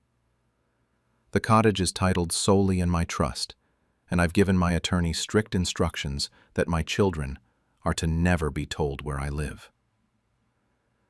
Before I left Michael's basement room for the last time, I wrote a short note and left it on the bed. You sold me out for greed, treating your mother like property to be liquidated. You left me in a basement laundry room after stealing my home and my independence. I sold you out for peace, and I hope the consequences of your actions teach you what I apparently never could: that integrity matters more than money, and that betraying someone who sacrificed everything for you has a cost you'll pay for the rest of your lives.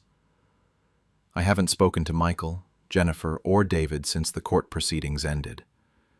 They've tried to contact me through my attorney, sending letters that alternate between apologizing and blaming each other or claiming they'd meant well. My attorney returns their letters unopened, with a note that I've requested no contact. I'm 79 years old, living in my little cottage by the sea. I wake up to the sound of waves, tend my garden, and spend time with neighbors who've become genuine friends. I volunteer at a local clinic a few hours a week, using my nursing skills to help people who actually appreciate it.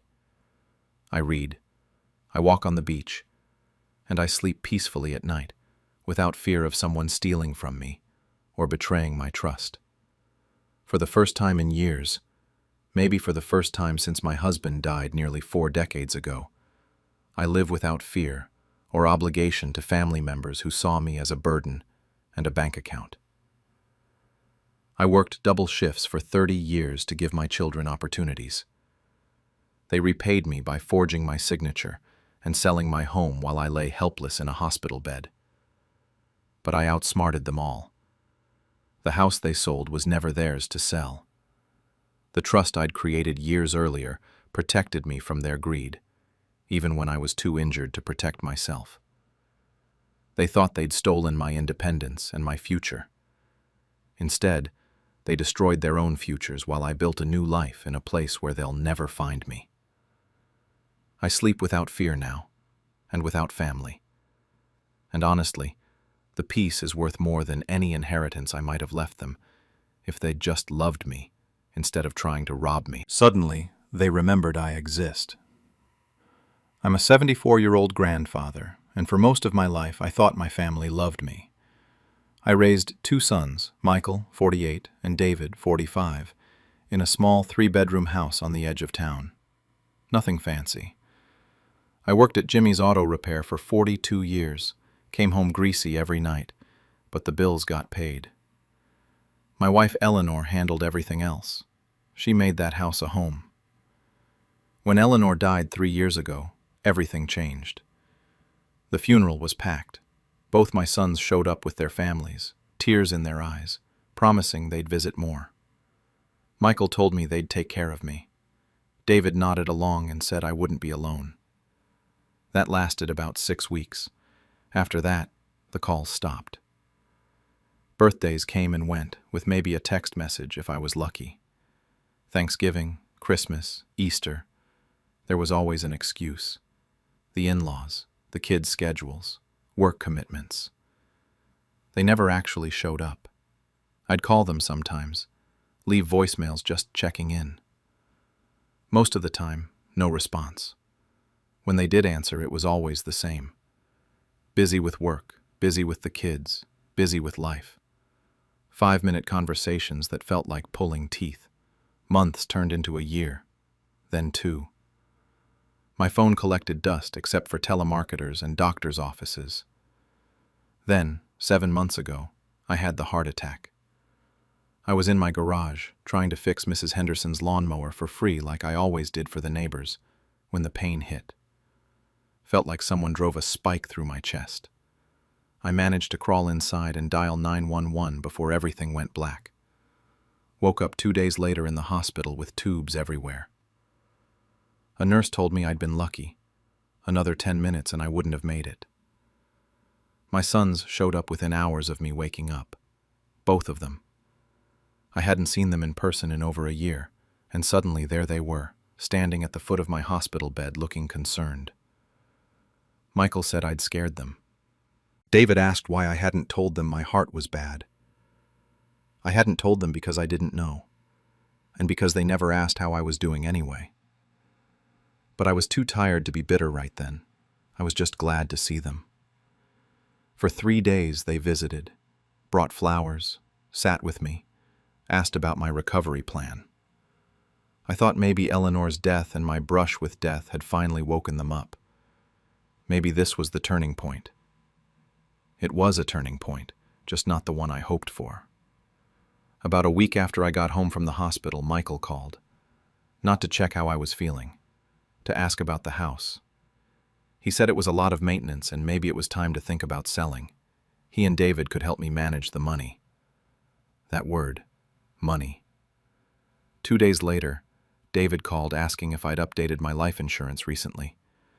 Said his friend mentioned that old policies don't always pay out what you'd expect. The next week, both of them came over together, brought lunch, sat me down at the kitchen table like we were having some family meeting. They said they didn't really know my financial situation, my will, my wishes. They needed to know these things so they could help if something happened. I looked at them both, really looked at them. They weren't making eye contact with me. They were glancing around the house, at Eleanor's antique cabinet, at the grandfather clock, at the walls like they were appraising square footage. That's when I understood. They didn't come back because they loved me. They came back because they thought I was dying, and they wanted to make sure they got their piece. I played dumb. Told them I hadn't really thought about updating my will. that it was probably old and needed work. Michael said he knew a lawyer, estate planning guy named Richard, really good. He could set up a meeting. I told them sure, that would be helpful. They smiled, relieved. I smiled back. But inside, I was done. Richard showed up at my house the following week. Mid-40s, expensive suit, leather briefcase. He sat in my living room, pulling out papers and talking about estate optimization and asset distribution strategies. My sons sat on either side of him, nodding along like students in a lecture. Richard explained how the house was likely my biggest asset, probably worth $400,000 in the current market, maybe more. He talked about maximizing life insurance and properly allocating my savings to beneficiaries. Then he slid a blank information sheet across the coffee table, wanted me to fill out my current assets so they could start drafting options. I looked at that paper, looked at my sons. Michael was leaning forward, eager. David was trying to look casual, but his leg was bouncing. I picked up the paper and told them I needed my reading glasses. Went to my bedroom and didn't come back for 20 minutes. When I finally returned, I said I was tired, that we'd have to do this another day. Richard looked annoyed but packed up. My sons exchanged glances but didn't push. After they left, I sat in Eleanor's chair and cried. Not because I was surprised, because I'd hoped I was wrong. The next morning I called Sarah, Eleanor's niece, 39 years old, lives about 20 minutes away with her daughter Emma, who just turned 7. Sarah had been coming by since Eleanor died. Every week, sometimes twice a week. She'd bring groceries, help with yard work, sit with me and listen to my stories about her aunt. She never asked for anything, never made me feel like a burden. On the anniversary of Eleanor's death, Sarah showed up with flowers and sat with me for 4 hours while I cried. Emma made me a card with crayons. It's still on my fridge. I asked Sarah if she could take me somewhere. Wouldn't tell her where. She picked me up that afternoon and drove me to a law office downtown. Not Richard's. A woman named Patricia Chen, who'd been recommended by my old boss from the shop. Sarah waited in the lobby with Emma while I met with Patricia for 2 hours. I told her everything. About Eleanor, about my sons disappearing, about the heart attack and their sudden interest, about Richard and his papers. Patricia said she'd seen it before, more times than people would think. She asked me what I wanted to do. I told her, all of it. She drafted everything that day. New will, new power of attorney, new beneficiaries on my life insurance. My house, my savings, my truck, Eleanor's jewelry, everything going to Sarah and Emma. For my sons, nothing.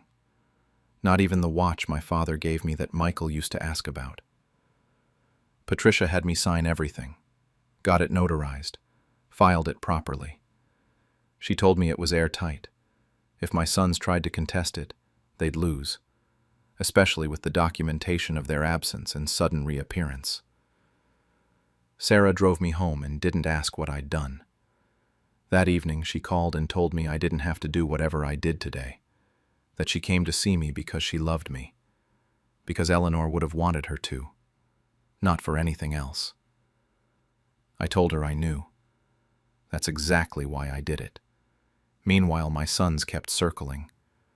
Michael started calling weekly, just checking in, always steering the conversation back to my health, my plans, my situation.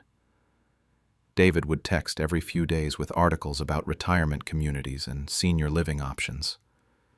They came over for my birthday last month. First time they'd shown up for it in 3 years. Brought a cake. Sang. Took photos. Posted them on Facebook with captions about family time with Dad. It would have been touching if I didn't know what it really was. A performance. Evidence they could point to later. After we ate cake, Michael brought it up again. said we really should finalize that estate planning stuff. Richard was still available. They didn't want to wait until there was an emergency. I looked at him, at David, both of them watching me with fake smiles and real calculation in their eyes. I told them I'd actually taken care of it already. The room went quiet. David asked what I meant. I said I'd met with a lawyer, got everything sorted out, will, insurance, all of it. Done. Michael's smile flickered. He asked if I meant Richard. I said no, someone else. David stood up and asked why I'd go to some random lawyer when they were trying to help. I told him the lawyer didn't seem random to me, seemed professional. Michael's face turned red, said they needed to know what I did. What if I got bad advice? What if someone took advantage of me? I just smiled and told them everything was legal and proper, that they'd be informed when the time comes. They tried for another hour to get details out of me. Who was the lawyer? What did the will say? Who were the beneficiaries? I didn't answer a single question. When they finally left, I heard them arguing in the driveway. Their voices carried through the window. One of them said I'd cut them out. He knew I did. The other said maybe I was just being stubborn. Their cars eventually pulled away. I sat in Eleanor's chair and felt something I hadn't felt in years. Peace. That was 3 weeks ago. Since then, I've gotten exactly 2 calls from my sons. Both times they tried to sound casual, asking if I'd thought any more about the estate planning situation. I told them it was handled and hung up. Last week, Sarah brought Emma over, and we planted flowers in Eleanor's garden. Emma insisted on putting them exactly where Great-Aunt Eleanor would have wanted them. This 7-year-old kid knew more about my wife's garden than my own sons ever did. Afterward, we had lunch. Emma told me about school. Sarah told me about her job at the library. Normal things. Family things. That's when it hit me. This was what family was supposed to feel like. Not visits that felt like transactions. Not conversations with ulterior motives. Just people who showed up because they cared. I'm not naive. I know what happens when I die. My sons will find out about the will. There'll be anger. Maybe they'll try to fight it, even though Patricia assured me they'd lose. They'll probably tell people I was senile or manipulated. They'll paint Sarah as some kind of gold digger who took advantage of their poor old father. But here's what they won't be able to explain. Where were they for 3 years? Where were they on all those birthdays and holidays? Where were they when I was eating dinner alone every night, talking to an empty chair because I missed my wife so much? They can't explain that. Any judge would see through it in about 5 minutes. My sons made their choice. They chose to disappear until there was something to gain. Now they get to live with the consequences. The family that ignored me learned the hard way about my will. I'm 82 years old, and I thought after 8 decades of life, very little could surprise or hurt me anymore. But my own family managed to prove me wrong. After my husband George passed away 3 years ago, I started noticing changes in how my children and grandchildren treated me. The shift was subtle at first, but it became increasingly obvious and painful. I have 3 children, 2 sons and a daughter, and 7 grandchildren, ranging from teenagers to adults in their 30s. After George died, my children started making decisions about family matters without consulting me. They'd plan holiday gatherings and tell me the details rather than asking my input.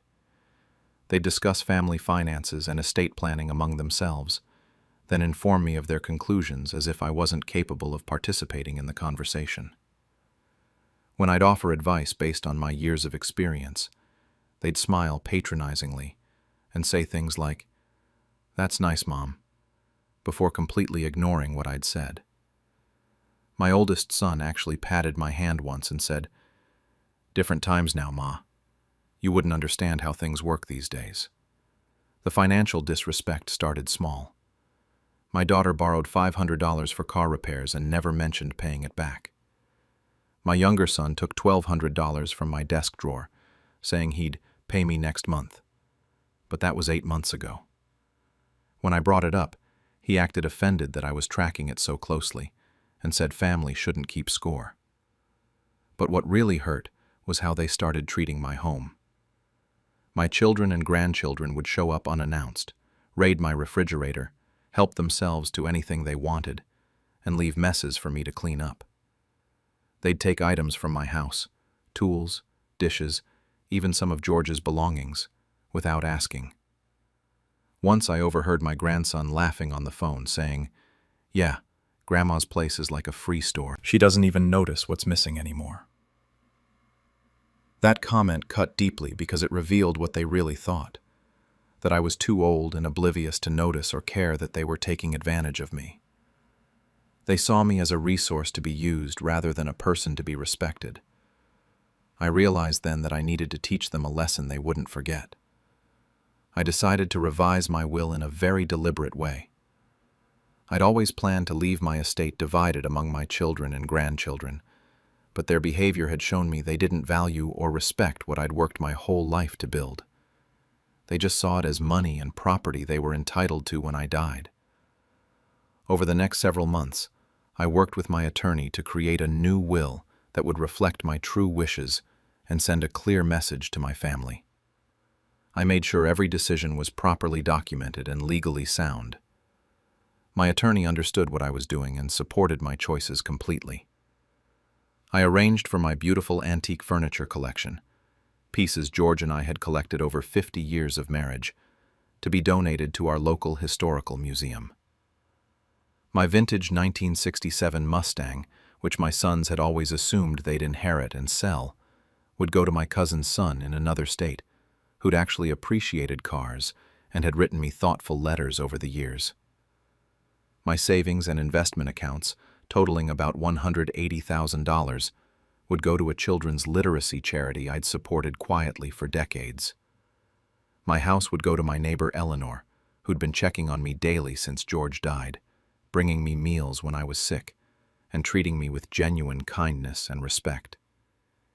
Even my garden tools and equipment would go to the local community center that ran gardening programs for disadvantaged children. I wanted every single thing to go somewhere meaningful, rather than to family members who'd shown me nothing but disrespect. About 4 months before I passed, I arranged a family gathering under the guise of wanting to spend time with everyone. During dinner, I mentioned casually that I'd been updating my will and wanted to share some of my wishes with them. My attorney had prepared a summary document that outlined where things would go. I watched their reactions as I read through the list. My oldest son laughed and said, "Mom, you can't give the house to the neighbor. That's ridiculous." My daughter rolled her eyes when I mentioned the charity and said, "You're being emotional. We'll sort this out properly when the time comes." My grandchildren exchanged smirks and barely paid attention, clearly thinking this was just another example of elderly confusion that they'd ignore or correct later. What they didn't realize was that everything had already been legally executed, properly witnessed, and notarized. The will was final and enforceable. Their dismissive reactions just confirmed that I'd made the right decision. I passed away peacefully about 6 months later. I'd lived a full life and was ready to join George. My last months were spent with Eleanor and a few genuine friends who treated me with dignity, and I felt at peace with my decisions. The reading of my will apparently shocked my family completely. According to Eleanor, who attended and later told me the story before I passed, my children arrived at the lawyer's office expecting to hear about their inheritances. Instead, they learned that every single item and dollar was going elsewhere. My oldest son actually stood up and shouted that the will couldn't be legal, that I must have been manipulated or mentally incompetent when I signed it. My attorney calmly explained that I'd been thoroughly evaluated by 2 independent physicians who'd certified my mental competency specifically for the will. There were also multiple witnesses to the signing, and I'd even recorded a video statement explaining my reasoning in detail. In that video, which my attorney played for them, I explained calmly that I'd given them numerous opportunities to treat me with basic respect and kindness. Instead, they'd stolen from me, used my home like a free storage facility, dismissed my opinions, and made it clear they saw me as nothing more than an inheritance waiting to happen. I said I chose to leave my estate to people and organizations that actually valued what George and I had built. My children tried to contest the will, but their attorney told them it was airtight. The documentation was thorough, my competency was unquestionable, and I had the legal right to distribute my property however I wished. They eventually gave up fighting it after spending several $1,000s on legal fees. Eleanor moved into my house and has been taking wonderful care of it. She's in her 70s herself and was struggling financially, so the house gave her security for the rest of her life. The museum displays my antiques with plaques acknowledging George and me. The literacy charity sent a beautiful letter describing how they'd used my donation to expand their programs. My cousin's son sent a heartfelt thank you note and photos of himself restoring the Mustang, something he'd apparently dreamed of doing. The community center named their garden program after George and me, and children are learning to grow vegetables using the tools we'd used for decades. My children have apparently told people I was cruel and vindictive in my final act. They claim I was mentally unwell or influenced by outsiders. But the truth is simpler and sadder. I was clear-minded enough to recognize that they'd stopped seeing me as their mother and started seeing me as a bank account. Their behavior had blinded them to the fact that I was watching, documenting, and planning all along. Karma doesn't always arrive dramatically. Sometimes it comes quietly, through a lawyer's pen and a properly executed will. My family learned the hard way that taking someone for granted has consequences, and that elderly doesn't mean oblivious or powerless. I spent my last months knowing that my estate would go to people who'd appreciate it, rather than to those who felt entitled to it.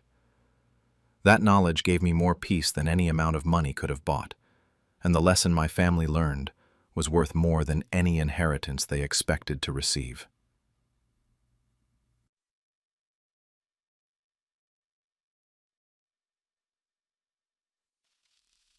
They laughed when I couldn't hear anymore, so I made sure they'd never hear my will. I'm an 84-year-old widower, and I've spent the last chapter of my life learning a painful lesson about who people really are when they think you can't understand them anymore. I raised 3 children, my daughter Patricia and my 2 sons, Robert and James, after my wife Helen passed away from cancer when the kids were young. I worked 2 jobs for years to keep food on the table and make sure they all had what they needed. I wasn't perfect, but I sacrificed everything to give them opportunities. My hearing started deteriorating about 5 years ago. It was gradual at first. I'd miss parts of conversations or need people to repeat themselves. By the time I was 80, I needed hearing aids in both ears, and even with them, I struggled in noisy environments or when people spoke quickly. It was frustrating and isolating, but I tried to adapt and stay positive. When my hearing loss became more pronounced, Patricia suggested I move in with her and her husband. She said it would be safer for me to have family nearby instead of living alone, that she worried about me not hearing smoke alarms or emergency calls. I was touched by what I thought was genuine concern for my well-being, so I agreed to move into their guest room. The truth revealed itself quickly. Within a few weeks, I realized Patricia hadn't invited me out of love or concern. She'd invited me out of convenience. Having me in the house meant she could have access to my pension check, could control my daily activities, and could start positioning herself to inherit my assets when I died. The way they treated me was degrading. Patricia and her husband would have conversations about me while I was sitting right there, speaking in normal tones but clearly assuming I couldn't hear them. They'd discuss how long I might live, what they'd do with my house when I died, and how my hearing loss was becoming really annoying to deal with. When I'd ask them to repeat something or speak more clearly, they'd roll their eyes or sigh dramatically. They'd mock the way I had to turn my hearing aids up, making exaggerated gestures to each other like I was some kind of comedy act. I pretended not to notice, but I saw everything. My grandson Tyler, Patricia's 22-year-old son, was the cruelest. He started deliberately speaking unclearly around me, then recording my confused responses when I'd mishear what he said. He posted these videos on social media with captions like, "Grandpa's greatest hits," and "When you can't hear right." His friends would comment laughing at me, and Tyler seemed to think humiliating his grandfather online was hilarious entertainment. I pretended to be oblivious to all of it. I smiled. I nodded. I played the role of the confused old man who couldn't quite keep up with conversations. But I wasn't confused. I was observing. My hearing might have been failing, but my mind was sharp, and my gut was telling me exactly what was happening. My family was treating me like a burden they had to tolerate until I died, and they could collect their inheritance. When my health declined slightly, just some typical age-related issues, nothing life-threatening, my children's behavior shifted again. They started having more direct conversations about who gets what after I was gone. Robert suggested they should divide up my belongings now to avoid conflict later. James wanted to know if I'd updated my will recently. Patricia kept bringing me papers to sign, saying they were for routine matters like insurance or medical directives. I signed nothing without having my attorney review it first. What my children didn't know was that I'd been quietly meeting with my longtime attorney, Donald, away from the house when Patricia thought I was at doctor's appointments. Donald had been my friend for 40 years, and he was appalled when I told him how my family was treating me. Together, we completely redid my estate plan. My house, which I still owned and which was worth about $300,000, would go to a foundation that provided services for hearing-impaired seniors. My savings and investment accounts, totaling about $180,000, would go to the same foundation to fund hearing aids and communication technology for elderly people who couldn't afford them. My car, my furniture, even my small collection of antiques, everything would be donated or sold with proceeds going to the foundation. My 3 children would receive nothing except a personal letter from me. Donald helped me write it, making sure every word captured what I wanted to say. You taught me what silence feels like when you whispered about me in my own presence, when you mocked my disability, and when you treated me like an inconvenience to be endured. Now it's your turn to experience the silence of receiving nothing from the father you abandoned emotionally while he was still alive. Donald made sure the will was absolutely ironclad. We had multiple witnesses, medical evaluations confirming my mental competency, and video recordings of me explaining my reasoning in clear, coherent terms. There would be no successful challenge to this will. I lived in Patricia's house for another year after finalizing the will. Every day, I endured their condescension and mockery. Every night I went to sleep knowing that their expectations and greed would ultimately be met with nothing but disappointment. That knowledge gave me a kind of peace during a difficult time. I passed away peacefully about 6 months ago. According to Donald, who told me the story before I died, I'd asked him to share the details with a few trusted friends so the story wouldn't be lost. My children's reaction to the will reading was exactly what I'd hoped for. Patricia, Robert, and James arrived at Donald's office, expecting a straightforward division of assets. They'd probably already mentally spent their inheritances, planned what they'd do with their shares of the house proceeds, maybe even argued among themselves about who deserved more. Donald read the will aloud in his conference room. The silence, as my children realized they were receiving nothing, was apparently profound. Patricia tried to interrupt, demanding to know if this was a joke. Robert insisted there must be a mistake. James just sat there in shock. Then Donald read my personal letter to them. He told me later that Patricia started crying, not from grief or remorse, but from anger and disbelief. Robert began shouting about how ungrateful and vindictive I was. James was the only one who seemed to feel any actual shame, quietly saying, "Maybe we deserved this." They attempted to challenge the will, of course. Patricia hired an attorney and argued I'd been mentally incompetent, unduly influenced by Donald, or suffering from paranoia about my family. The medical evaluations, witness statements, and video recording of me explaining my clear, rational reasoning demolished every argument. The judge ruled the will was entirely valid, and my children had no grounds to challenge my decisions about my own property. The foundation that received my estate sent my children a letter thanking them for the generous donation made in their father's name.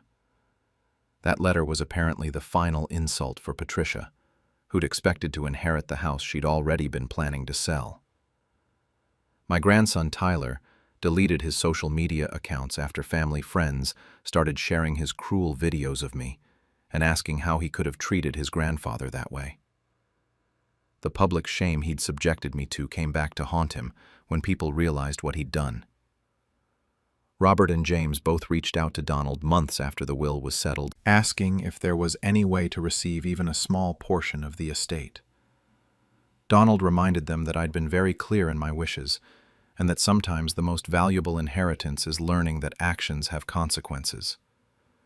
The foundation has used my donation to provide hearing aids for over 100 elderly people who couldn't afford them. They've funded communication workshops and support groups for hearing-impaired seniors dealing with isolation. They named a program after Helen and me, ensuring our names are associated with compassion rather than the cruelty my children showed. My children taught me what silence feels like. The silence of being in a room full of people who are talking about you like you're not there, who are mocking your disability, and who are counting down the days until you die so they can inherit your assets. I made sure they experienced their own silence, the silence of a lawyer's office where they learned their father had given them exactly what they'd given him. Nothing. I spent my last years being treated like a burden by children I'd sacrificed everything for. They spent their post-inheritance years knowing their cruelty cost them hundreds of thousands of dollars, and that their father's final act was to help strangers rather than reward the family that humiliated him. Funny thing, I bet they'll remember that silence for the rest of their lives, and unlike my hearing loss, theirs is a silence born entirely of their own choices. They left me in a nursing home to rot, so I made sure they'd never inherit a dime. I'm 82 years old now, and I've learned a painful truth that took me decades to understand. Loneliness doesn't come from growing old or living alone. It comes from being betrayed by the people who were supposed to love you most. My name is Dorothy, and this is the story of how my own son abandoned me, and how I made sure he'd pay for it. 5 years ago, I had a stroke. It was mild, thankfully, and the doctors said with proper rehabilitation and support, I'd recover most of my function. My son Brian and his wife Jessica promised to take care of me. They came to the hospital with tears and hugs, saying they'd move me into their home, that I'd be surrounded by family during my recovery, that they'd make sure I had everything I needed. Instead, 2 weeks after my stroke, they drove me to a nursing home 2 towns away from where they lived. The facility was cheap, bare bones, and understaffed. Brian said it was temporary, just until I was stronger and could manage the stairs in their house. He promised they'd visit regularly and that I'd be home with them soon. That was 5 years ago. Brian and Jessica visited exactly once, about 3 weeks after they'd placed me there. They brought flowers, took several photos of themselves with me, and posted them on Facebook with captions about being devoted children caring for their elderly mother. Then they left and never came back. After about 6 months, the nursing home administrator called me into her office to discuss payment. She explained gently that Brian and Jessica had stopped paying for my room. They'd made the first 2 months of payments, then the checks stopped coming. I was facing eviction from the facility unless I could cover the costs myself. Fortunately, I had savings that Brian didn't know about. My late husband George had been a veteran, and between his pension, survivor benefits, and our careful saving over the years, I had about $120,000 in accounts that were solely in my name. I'd never mentioned these to Brian because George and I had always kept some finances private, and I'd planned to leave everything to Brian in my will anyway. I started paying for my own care from these savings. The nursing home staff was kind to me, even though I was alone and forgotten by my family. One nurse in particular, a wonderful woman named Maria, took me under her wing.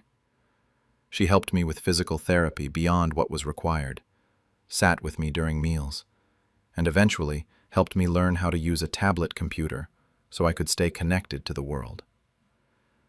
Using that tablet Maria helped me with, I started looking at social media, something I'd never been interested in before. I found Brian's Facebook page and began reading through his posts.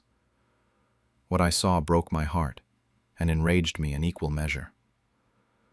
Brian posted regularly about his life, vacations, nice dinners out, home renovations. In one post from about 3 years after he'd abandoned me, he'd written, "Can't wait to inherit Mom's house soon. Gonna flip it and finally get that lake property we've been dreaming of." The post had dozens of likes and congratulatory comments from friends who had no idea he'd dumped his mother in a nursing home and forgotten about her. My house. The home George and I had paid off over 30 years of marriage. The house where I'd raised Brian and created a lifetime of memories.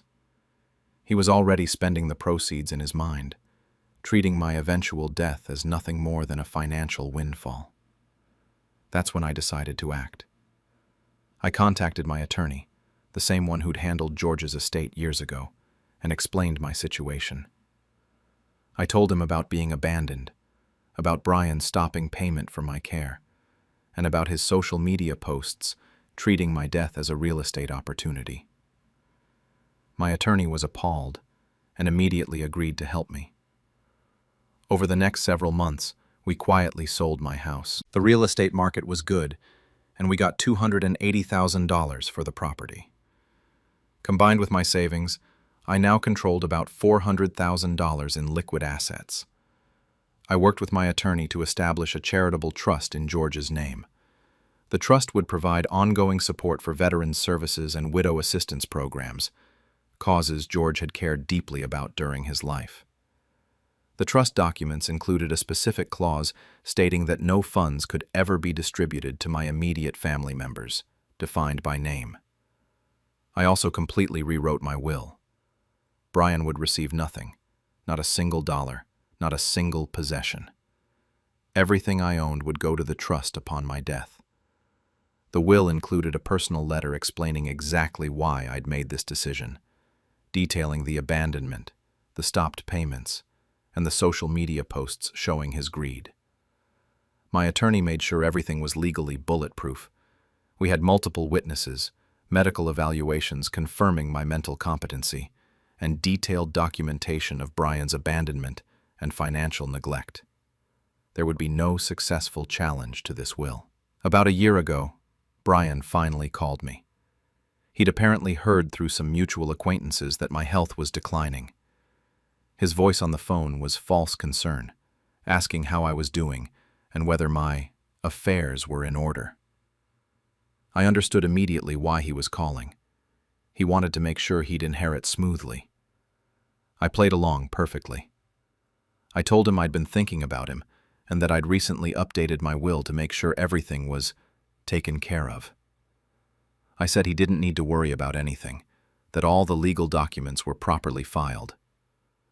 The satisfaction in his voice when he said, "That's good, Mom.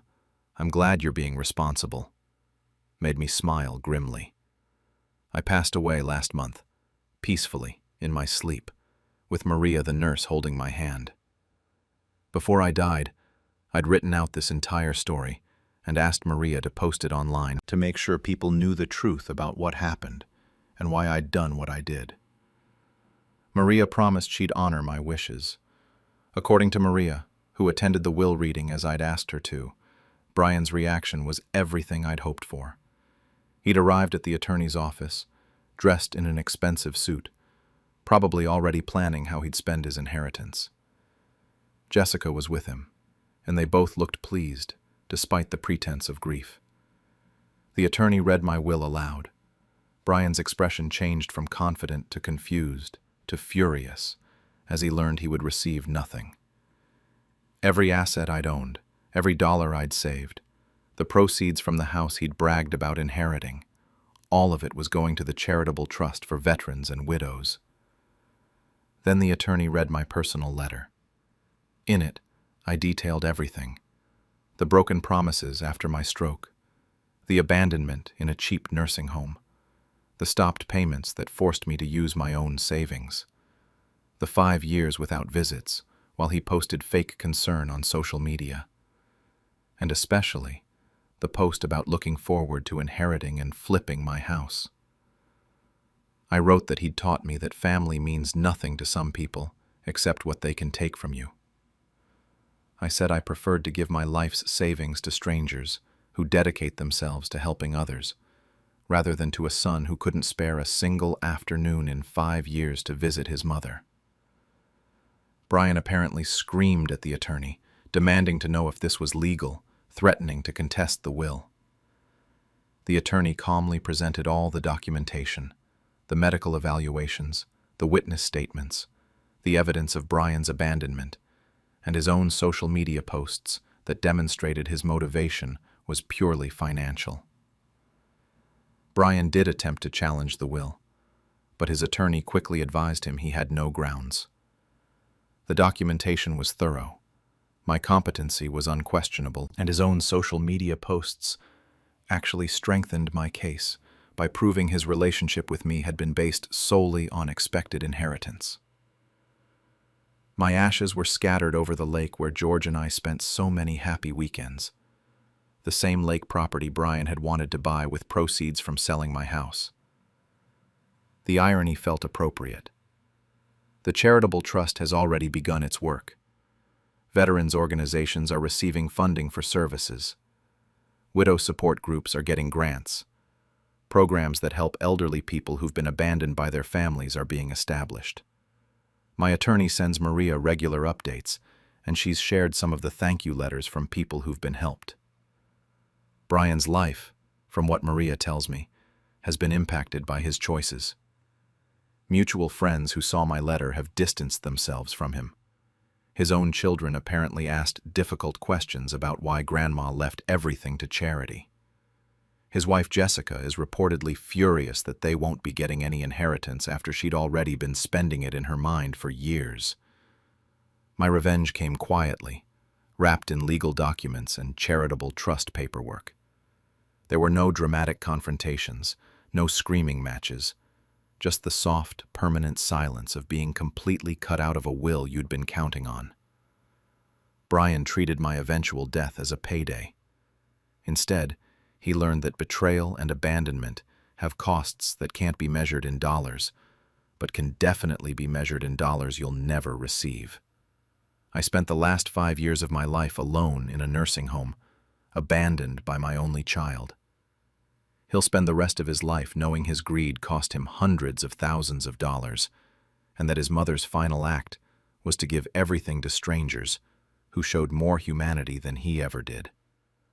That seems like perfect justice to me. They mocked my memory loss, so I pretended to forget them in my will. Then they learned the truth. I'm a 79-year-old grandmother, and I've been living with mild dementia for the past several years. It's the type where I sometimes forget words, lose track of what day it is, or misplace my reading glasses. My doctors call it early-stage cognitive decline, enough to be noticeable and frustrating, but not enough to make me incompetent or unaware of what's happening around me. Unfortunately, my family didn't understand the difference between occasionally forgetting things and being completely mentally incapacitated. For years, my children and grandchildren made jokes about my senile moments. If I repeated a story I'd already told, they'd exchange knowing looks and smile patronizingly. If I forgot someone's name or couldn't find the right word, they'd laugh and say, "There goes Grandma again."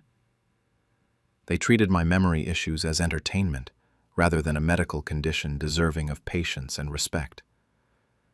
After my husband Frank passed away 4 years ago, I'd been living alone in the house we'd built together 45 years ago. Frank and I had literally built that house. We'd done much of the construction work ourselves, hiring contractors only for specialized tasks. That house represented our marriage, our hard work, and our life together. About 2 years ago, my daughter Karen suggested I move in with her and her husband Tom. She said they were worried about me living alone with my memory issues, that I might forget to take medication or leave the stove on. I was hesitant because I loved my independence, but Karen was persuasive and said they had plenty of room and that my grandson Tyler, who was 23, would also be there to help look after me. I agreed to move in, keeping ownership of my house but leaving it empty, with the intention of possibly returning if the living arrangement didn't work out. What I didn't realize was that moving in with Karen was the biggest mistake I could have made. Within weeks, I understood that Karen and her family saw me as furniture, not as a person. They'd have conversations about me while I was sitting right there, speaking as if I couldn't hear or wouldn't remember. Tom would say things like, "We need to figure out what to do with her house eventually." And Karen would respond with, "We'll deal with it when she forgets she even owns it." Tyler was particularly cruel. He started filming me during my confused moments, when I'd ask what day it was, or when I couldn't remember where I'd put something. He'd post these videos on social media with mocking captions like, "Grandma's losing it," or "When your brain says bye-bye." His friends would comment with laughing emojis, and Tyler seemed to think humiliating his grandmother online was hilarious entertainment. The videos hurt, but what devastated me was realizing my own family saw my cognitive decline as an opportunity, rather than a challenge we'd face together with compassion. I wasn't a person to them anymore. I was an obstacle between them and my assets. The breaking point came about 6 months after I'd moved in. I was in my bedroom one evening when I overheard Karen and Tom talking in the kitchen. Their voices carried through the house, and they apparently assumed I wouldn't hear them or wouldn't remember if I did. Tom was saying something about finances being tight, and Karen responded that they just needed to wait a bit longer. She said, "Mom's getting worse. Pretty soon she won't even remember she owns that house, and we can just sell it without her even questioning it. The doctor said the dementia will progress, so it's just a matter of time before she forgets enough that we can do what we need to do." I sat in my bedroom feeling sick to my stomach. My own daughter was literally waiting for my mind to deteriorate enough that she could steal my house. The home Frank and I had built with our own hands, without me being aware enough to stop her. They weren't caring for me out of love. They were positioning themselves to exploit my declining mental capacity. That night I made a decision. If they were going to treat me like I was too senile to notice what was happening, I'd use that assumption against them. I started playing up my memory issues more than they actually were. I'd forget conversations we'd just had. I'd call Karen by the wrong name. I'd ask what year it was. I'd seem confused about basic things that I actually understood perfectly well. Karen, Tom, and Tyler all relaxed as they watched me apparently decline.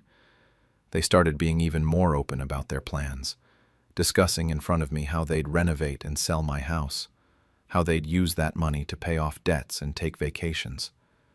They thought I was too far gone to understand or remember what they were saying. What they didn't know was that I was documenting everything. I kept a detailed journal in my bedroom, writing down every cruel comment, every plan they discussed, every time Tyler filmed me and posted it online. My handwriting was shaky but legible, and I made sure to date every entry carefully. I also reached out to my attorney, a woman named Patricia who'd handled Frank's estate and who'd known our family for decades. Getting to Patricia without Karen knowing was tricky, but I managed it by claiming I needed to go to the doctor. I'd have my actual doctor's appointment, then Patricia would pick me up afterward, and we'd meet at her office. I explained everything to Patricia. The mockery, the videos, the plans to sell my house once my dementia progressed enough. Patricia was horrified and immediately agreed to help me. Over the next few months, We met secretly several times, and Patricia arranged for medical evaluations by independent doctors who could assess my mental competency for legal purposes. The evaluations confirmed what I knew. I had mild cognitive impairment, but I was fully capable of making decisions about my own affairs and understanding the consequences of my actions. I wasn't mentally incapacitated in any legal sense. With Patricia's guidance, I completely rewrote my will. Karen, Tom, and Tyler would receive nothing. Not a dollar, not a possession, not the house they'd been planning to steal. Instead, everything would go to Frank's sister's grandchildren, my nieces and nephews by marriage, who'd actually shown me kindness and respect over the years.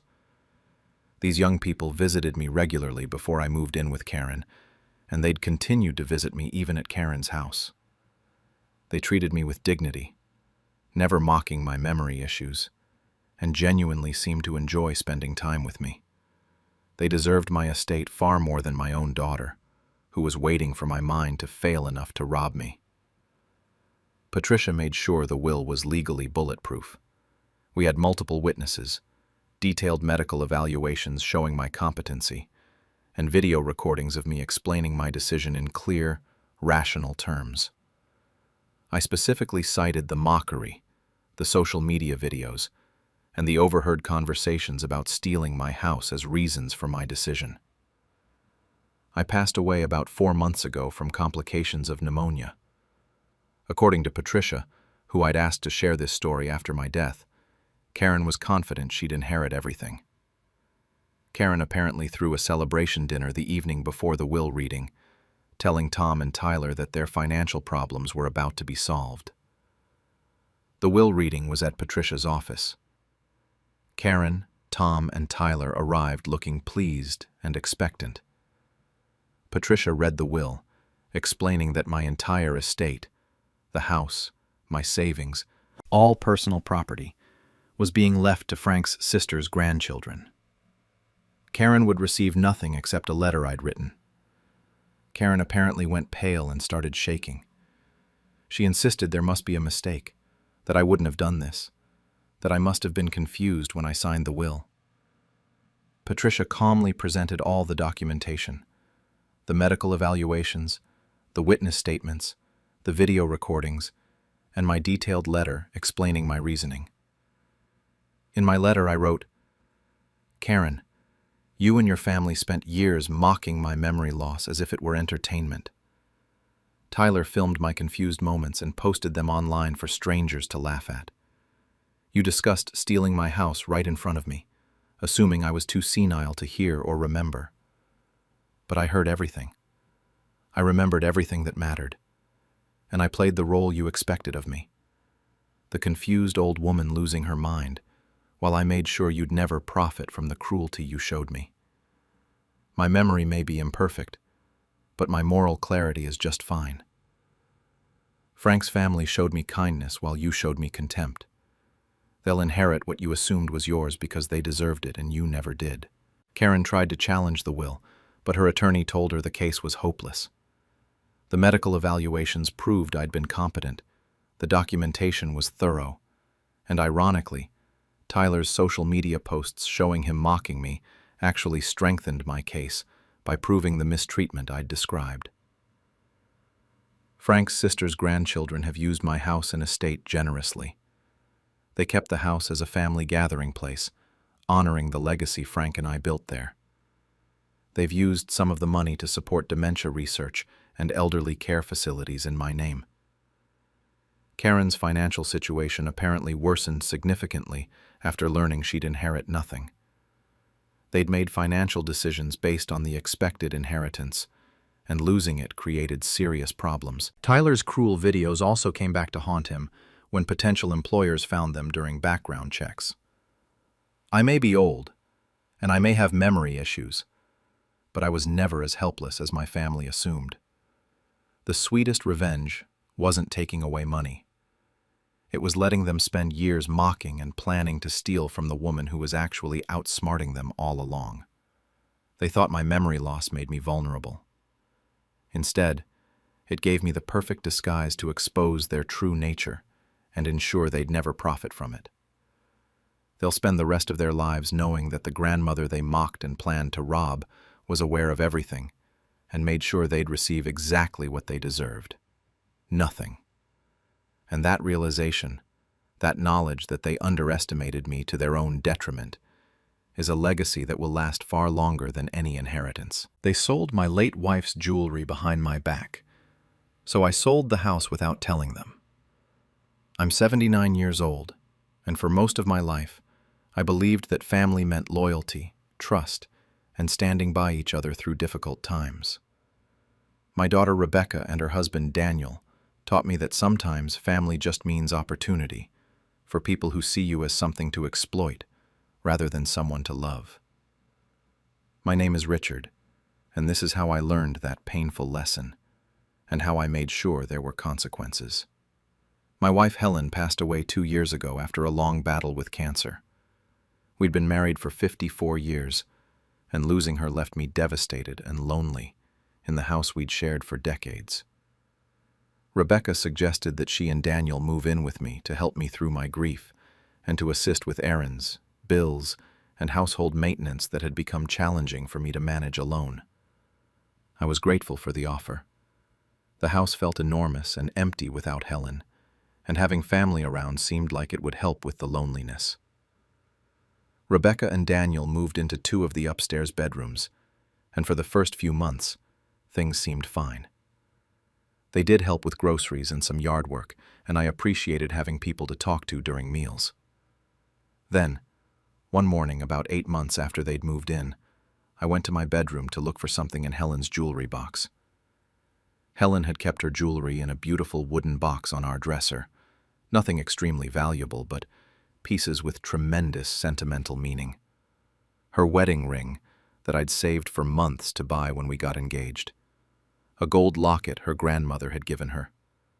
Her mother's pearl brooch. A few other items she'd treasured and worn on special occasions throughout our marriage. The jewelry box was gone. Not just moved, completely gone from its place on the dresser where it had sat for decades. I searched the entire bedroom, thinking maybe I'd moved it and forgotten, but it was nowhere to be found. My heart was pounding as I realized what this probably meant. I found Rebecca downstairs and asked her directly if she'd seen Helen's jewelry box.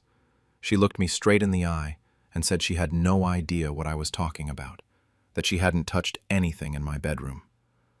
Her voice was so convincing, so concerned, that for a moment I almost doubted myself.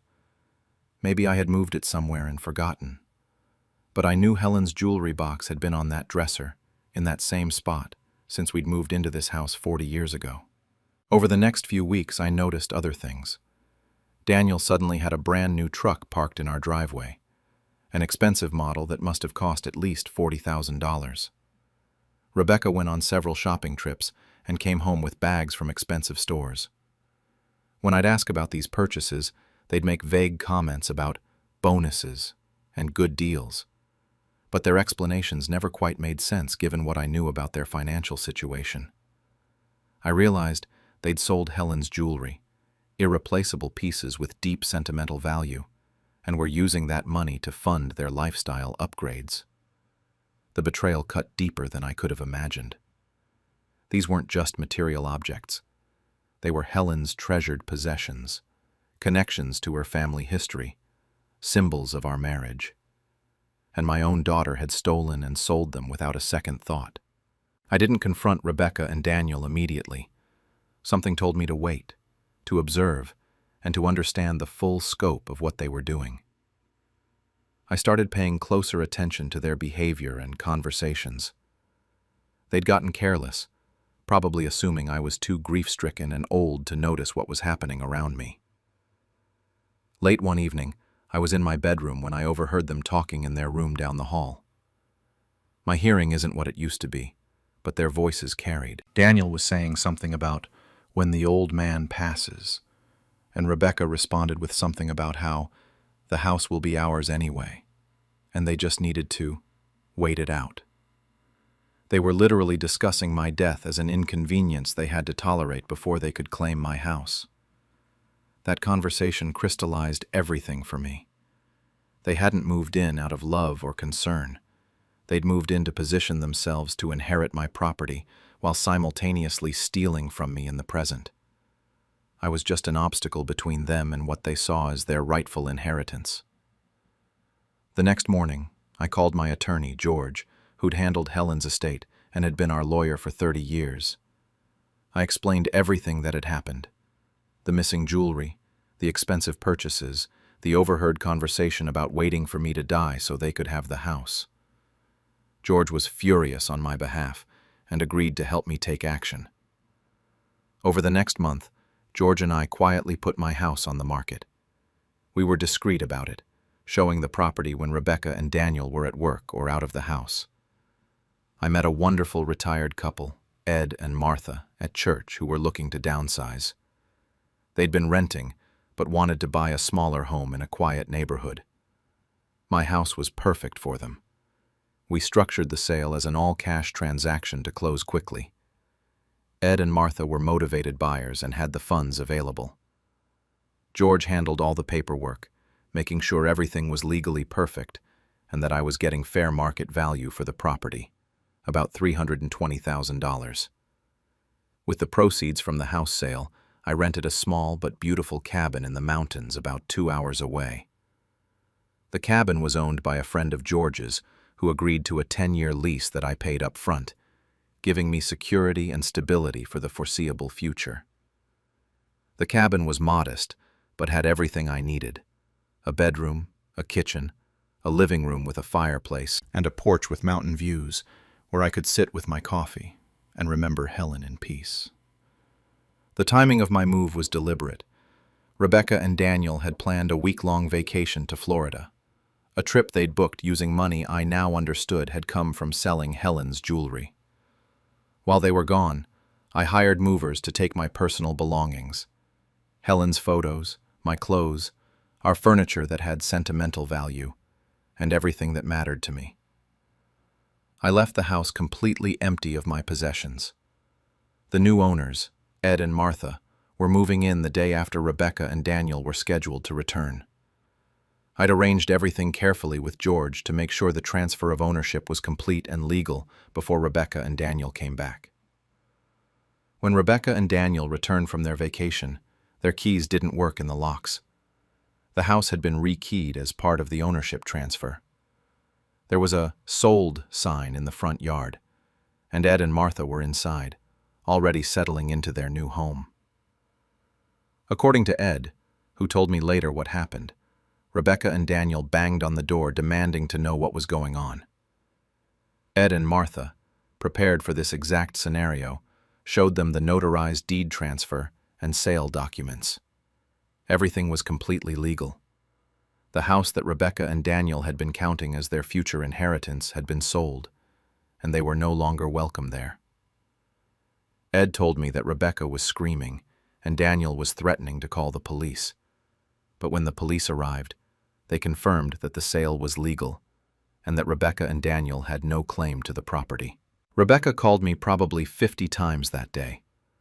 When I finally answered, she was screaming about how I couldn't just sell the house, how it was her inheritance.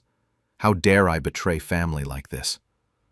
I let her finish, then I spoke very calmly. You already sold what wasn't yours to sell. You took your mother's jewelry, irreplaceable pieces that meant everything to me and to her memory, and you sold them to buy a truck and shopping sprees. You moved into my home not out of love, but to position yourselves to inherit it. I heard you discussing my death like you were waiting for a paycheck.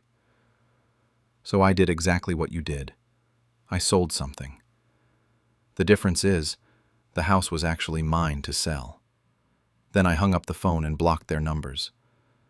George had advised me that they'd likely try to sue or challenge the sale, but everything had been done properly and legally. I had full right to sell my own property, and I'd received fair market value in a legitimate transaction. They had no grounds to challenge anything. The cabin in the mountains has been my home now for almost a year. It's peaceful here in ways my house hadn't been since Helen died. I wake up each morning, make coffee, and sit on the porch looking at the mountains. I keep a framed photo of Helen on the mantel, showing her smiling in our garden, wearing the locket her grandmother had given her. The locket Rebecca sold for shopping money.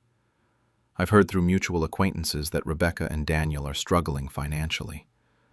Apparently, they'd been living beyond their means, counting on inheriting my house to solve their financial problems. Without that expected windfall, they're facing reality for the first time. Some people who know the story think I was too harsh, that I should have confronted Rebecca about the jewelry and given her a chance to make things right before selling the house. But I know in my heart that confrontation wouldn't have changed anything. People who steal their mother's jewelry and discuss their father's death as an inconvenience don't suddenly become honorable because they're caught. Rebecca and Daniel taught me that family loyalty can't be assumed. It has to be earned and reciprocated. They showed me clearly that they saw me as nothing more than an obstacle to an inheritance they felt entitled to. I simply made sure that the inheritance they were counting on went to fund my own peaceful retirement instead. Revenge doesn't always need dramatic confrontations or shouting matches. Sometimes it just needs a signature on a deed transfer, a moving truck in the night, and the silence of blocked phone numbers. I sold the house they thought would be theirs, just as they'd sold the jewelry they knew wasn't theirs. The difference is I'll sleep peacefully in my mountain cabin, while they'll struggle with the consequences of their greed and betrayal. That seems like justice to me. They sold my sewing machine for cash, so I stitched my revenge into their future. I'm a 79-year-old grandmother, and sewing has been the thread that's run through my entire life. For over 50 years, I worked as a seamstress, creating beautiful things with my hands. Wedding dresses for nervous brides, baby blankets for new mothers, school uniforms for children, custom curtains and linens for homes. My sewing machine was more than just a tool. It was an extension of my creativity and skill.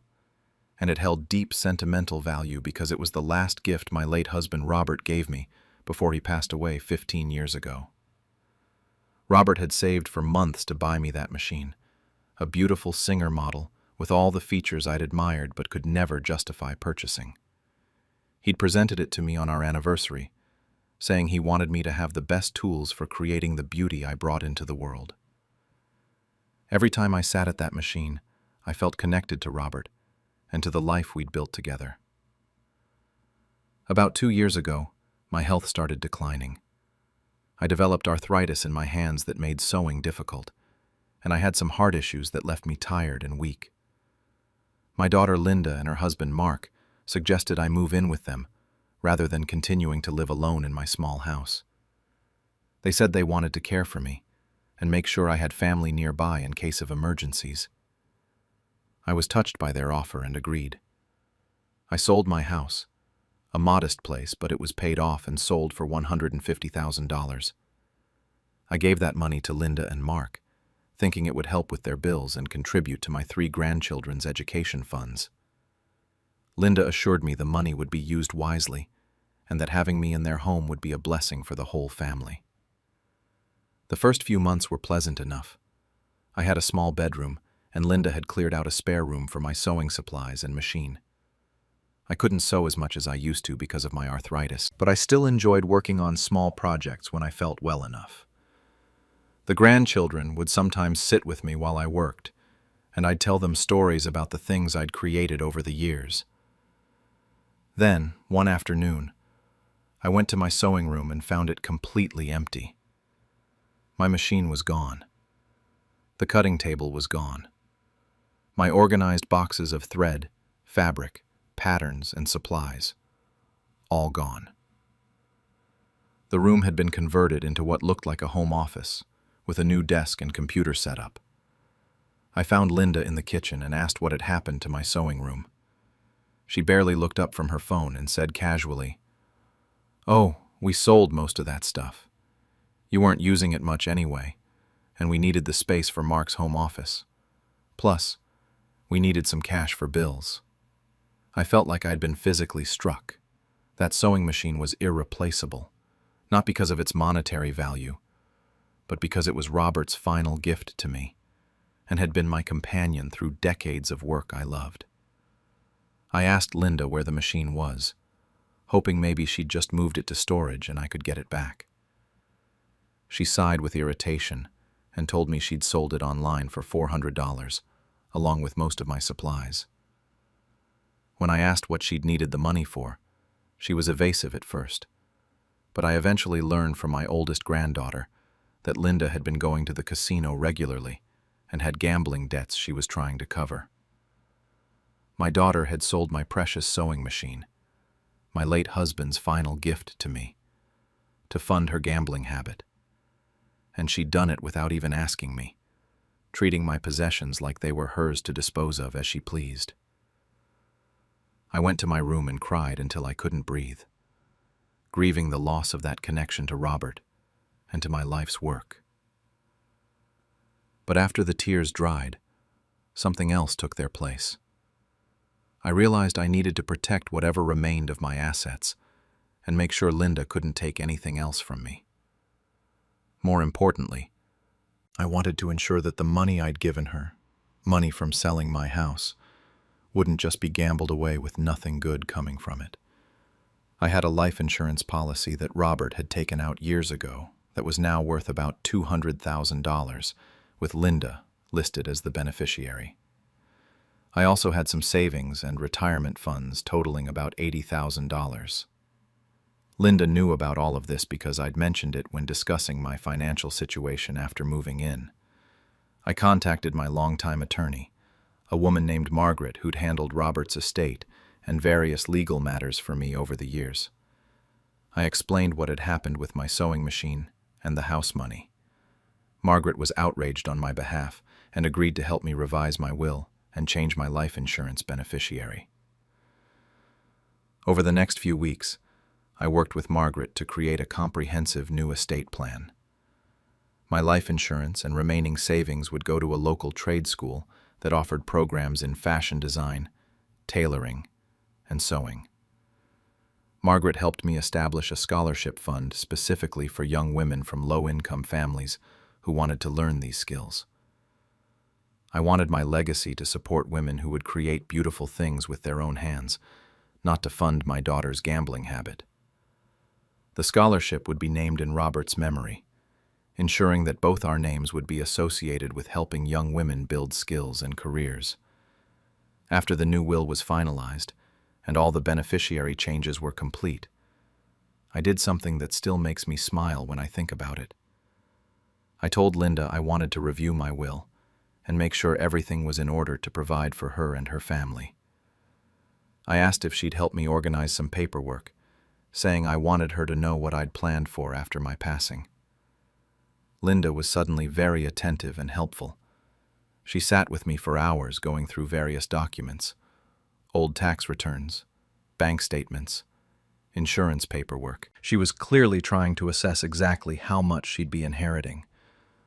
I showed her old versions of paperwork that listed her as beneficiary, and I could see her calculating the amounts in her head. What Linda didn't know was that Margaret had already filed all the actual legal documents changing everything. The papers I was showing Linda were outdated versions that had already been replaced with new legal documents she knew nothing about. I passed away peacefully about 6 months ago. Margaret told my few close friends the story of what happened at the will reading, just as I'd asked her to. Linda arrived at Margaret's office with Mark, both of them dressed well and looking pleased with themselves despite the supposed grief of my passing. Margaret read the will aloud. Linda's expression changed from anticipation to confusion to rage as she learned that she would receive nothing. No life insurance payout, no savings, no remaining assets. Everything was going to the trade school scholarship fund, with one exception. Linda would receive a single handwritten note from me, which Margaret read aloud. You sold the hands that clothed you. You sold the machine your father gave me out of love. You gambled away the home I built. May others learn to create, not take. May they build beauty rather than destroy it. This is my final lesson to you.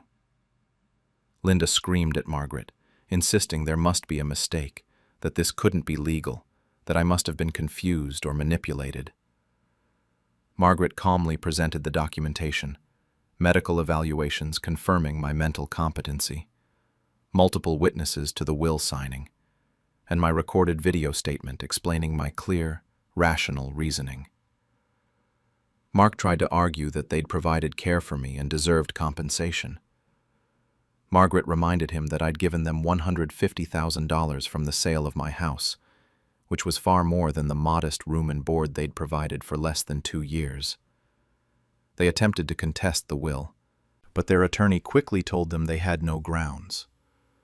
The documentation was thorough, my competency was unquestionable, and I had the absolute right to distribute my assets as I chose.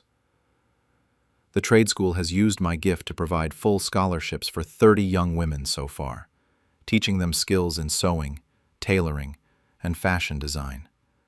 They've named the program the Robert and Agnes Memorial Scholarship for Women in Textile Arts, ensuring our names live on in something positive and creative. Linda hasn't spoken to any of the family friends who know what happened. I heard she had to take a second job to cover her debts after the inheritance she'd been counting on never materialized. The grandchildren have apparently asked why I left everything to strangers, and Linda has had to explain, at least partially, what she did to cause it. My revenge was stitched together as carefully as any garment I ever made, measured precisely, constructed methodically, and designed to last. Linda sold the machine that represented my life's work and my late husband's love. In return, I ensured that my life's savings would help women who would value the gift of learning to create beautiful things with their own hands. Every young woman who receives that scholarship and learns to sew is a stitch in the fabric of my revenge, a reminder that creation outlasts destruction, and that the hands that were sold for gambling money are now teaching new hands to build something better. That seems like the perfect pattern to me. They sold my wedding ring, so I sold the house. I'm a 78-year-old grandmother, and I need to tell you what my son did to me. My son David is 52 now, and I spent most of my life supporting him after his father died when David was just 12 years old. I worked double shifts at the hospital as a nurse's aide, skipped meals so he could have seconds, gave him everything I could scrape together on my paycheck. I put him through community college. I helped with his wedding.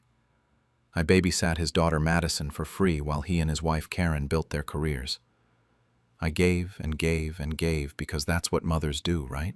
When I turned 76, my health started going downhill. My knees got bad from all those years on hospital floors. My heart started acting up. Simple things like grocery shopping or cleaning my house became difficult. David noticed I was struggling and insisted I move in with him, Karen, and their daughter Madison, who's 23 now. He made it sound so loving and concerned. He said I shouldn't be alone anymore, that they had plenty of space, that it was time for him to take care of me the way I took care of him. I actually cried when he said that. I thought my son was finally showing me that all those years of sacrifice meant something to him. So I moved out of my house, the 3-bedroom place my husband and I bought back in 1975. David said the house was too much for me to handle and offered to take care of everything regarding the property. He brought me some papers to sign, something about property management and power of attorney. I signed them without really reading through all the legal language because I trusted him. He was my son. Why would I question him? The first few months living with them seemed fine. They gave me the guest room on the first floor so I wouldn't have to deal with stairs. Karen made me tea most mornings. Madison would sit with me sometimes and show me things on her phone, though I never understood half of what she was talking about. I felt grateful. I felt like maybe this was how things were supposed to be in your old age, surrounded by family. Then about 4 months after I moved in, my husband's wedding ring disappeared. It was just a simple gold band, nothing fancy or expensive, but it was the last piece of him I had left. I kept it in a small jewelry box on my dresser in my room, right next to my own wedding ring. Some mornings I'd take it out and just hold it for a few minutes, remembering what it felt like when he'd squeeze my hand. One morning I opened that jewelry box and the ring was gone. Just gone. I asked David about it that evening at dinner. He barely looked up from his plate and said he hadn't seen it, then added that I'd been forgetting things lately and probably misplaced it myself. Karen nodded along and suggested maybe it fell behind the dresser. I didn't argue with them. I just nodded and went back to my room, but something felt wrong in my gut. 2 weeks later, I was coming back from the bathroom when I heard Madison on her phone in the hallway. She was laughing and talking to a friend. I heard her say clear as day that Grandpa's ring paid for her new phone, and she still had money left over. She said her dad knew a guy who gave them a good price for the gold. I stood there in my nightgown with my hand on the wall to keep from falling over. That's when I realized what kind of situation I was actually in. I didn't confront them. I knew if I did, they'd just gaslight me more, tell me I misheard, or that I was confused. So I went back to my room, closed the door quietly, and cried into my pillow so no one would hear. But by the next morning, I'd made a decision. I wasn't going to be their victim anymore. I called my lawyer, Robert, the same one who'd handled my husband's estate 20 years ago. I told him I needed him to look into my house on Maple Street, the one I'd signed over management to David. I wanted to know exactly what was happening with it. Robert called me back 3 days later. I could hear the anger in his voice, even though he was trying to stay professional. He told me David had been renting out my property for the past 4 months to a couple with 2 kids. David was collecting $2,200 a month from them. Robert explained that the house was still legally in my name and that David only had power of attorney for management decisions, not ownership. That rent money should have been coming to me, or at least going into an account for my care. I asked him how much David had collected total. Robert said nearly $9,000 so far. $9,000 that should have paid for my medications, my doctor visits, my basic needs. Instead, it went straight into David's pocket while he acted like housing me was some huge charitable burden. But here's the thing. I didn't feel rage right then. I felt something cold and clear settle over me instead. I knew exactly what I was going to do. I told Robert I wanted to sell the house. He asked if I was sure, said it was my home and all my memories were there. I told him my memories died when they sold my husband's ring. I wanted the house sold, and I didn't want David to know anything until the tenants got their notice. So we moved forward quietly. I played dumb at home. I apologized to David for being forgetful about the ring, and watched him smile and pat my hand like I was a senile old woman he had to humor. Karen kept bringing me tea. Madison actually showed me her new phone one day, the one bought with my husband's wedding ring, and I smiled and told her it was very nice. Inside, I was counting down the days. The tenants got the notice on a Tuesday morning that the owner was selling the property. By Tuesday afternoon, David came flying into the driveway. He stormed into my room without knocking, his face bright red, waving a piece of paper. He started yelling about, what the hell was I doing? The tenants just called him. They're being evicted because I'm selling the house. I looked up from my book and told him yes, I was selling my house. He said I couldn't do that. He'd been managing it. He'd been taking care of everything. I asked him if taking care of everything meant stealing $9,000 in rent money from his elderly mother. His face went completely white. Karen came running to the doorway. Then I asked him where my husband's wedding ring was. I told him I'd heard Madison bragging about it to her friend, so we could stop pretending now. He tried to stammer out some excuse, but I cut him off. The screaming went on for hours after that. David begged. Karen cried and said they were going to use that money for my care eventually. They were just waiting for the right time. Madison locked herself in her room. David kept saying they needed the money. They had bills. I was being unfair after everything they'd done for me. I told him he'd already taken the most valuable thing I had, so now I was just returning the favor. The house sold within 6 weeks. It was in a decent neighborhood and the market was good, so I got a fair price for it. Robert made sure every single cent went directly into my personal account where no one else could touch it. David tried calling him multiple times to contest the sale, but there was nothing he could do. The house was mine, always had been, and I had every right to sell it. I donated a large portion of the money to a charity that helps struggling widows, women like me who gave everything to their families and got left with nothing. The rest I used to buy myself a small apartment by the sea, about 2 hours away from David's place. It's just one bedroom with a little balcony where I can watch the sunset. There's a senior community center nearby where people actually treat me like a person instead of an inconvenience or a checkbook. I moved out on a Wednesday, while David and Karen were both at work. I hired movers for my few belongings and left a note on the kitchen table. All it said was that I'd gone somewhere I was valued, and not to contact me unless they were ready to return what they'd stolen. I didn't say goodbye to any of them in person because I knew they'd try to manipulate me into staying. That was 3 months ago now. David still calls me regularly. I can tell from his voicemails that he usually wants money. He leaves messages saying they're struggling, asking how I could abandon my family like this, reminding me that I'm his mother and I owe him. Sometimes Karen calls instead and tries the softer approach. She says they miss me, and they made mistakes, and can't we just work this out like adults?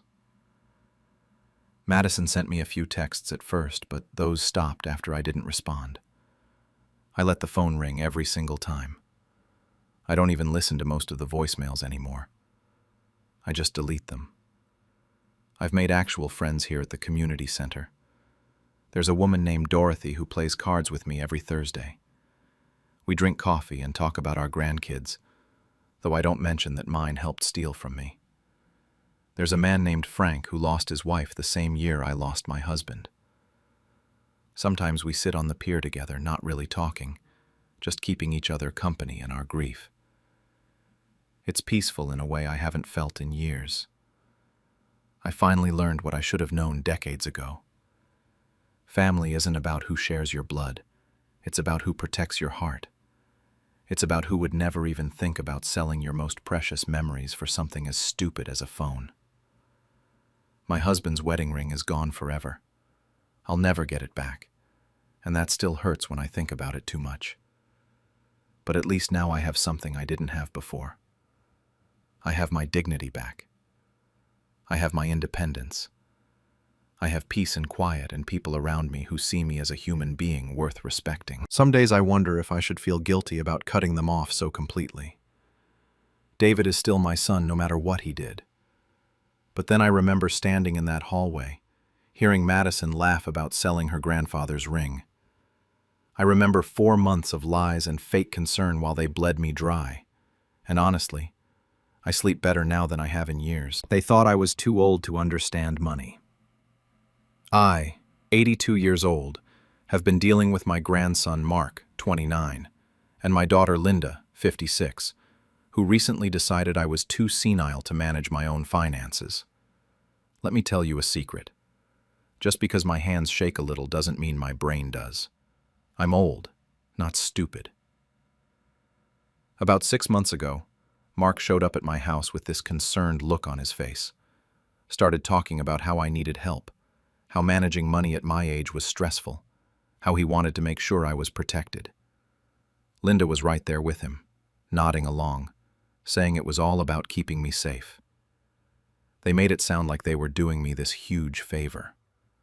Mark brought papers, said it was for medical security, in case something happened and I needed someone to handle things quickly. The way they explained it, it sounded reasonable. I'd have access to everything, but Mark would be added to the account so he could help if I got sick or confused. I trusted them. Mark was always the favorite grandchild, the one who visited more than the others, who called to check in. So I signed. My late husband built this house with his bare hands 50 years ago. Every room has a story. Every corner is a memory of him.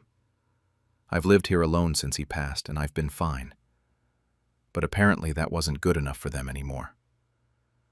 Things started changing pretty quickly after I signed those papers. Mark showed up one day in a brand new car. When I asked about it, he just shrugged and said he'd been saving up.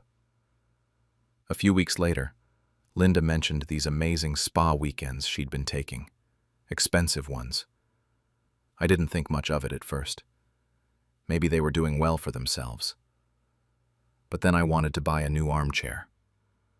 Mine was falling apart and I went to make the purchase. Linda questioned me about it. Did I really need it? Wasn't the old one fine? I'm sitting there thinking, it's my money.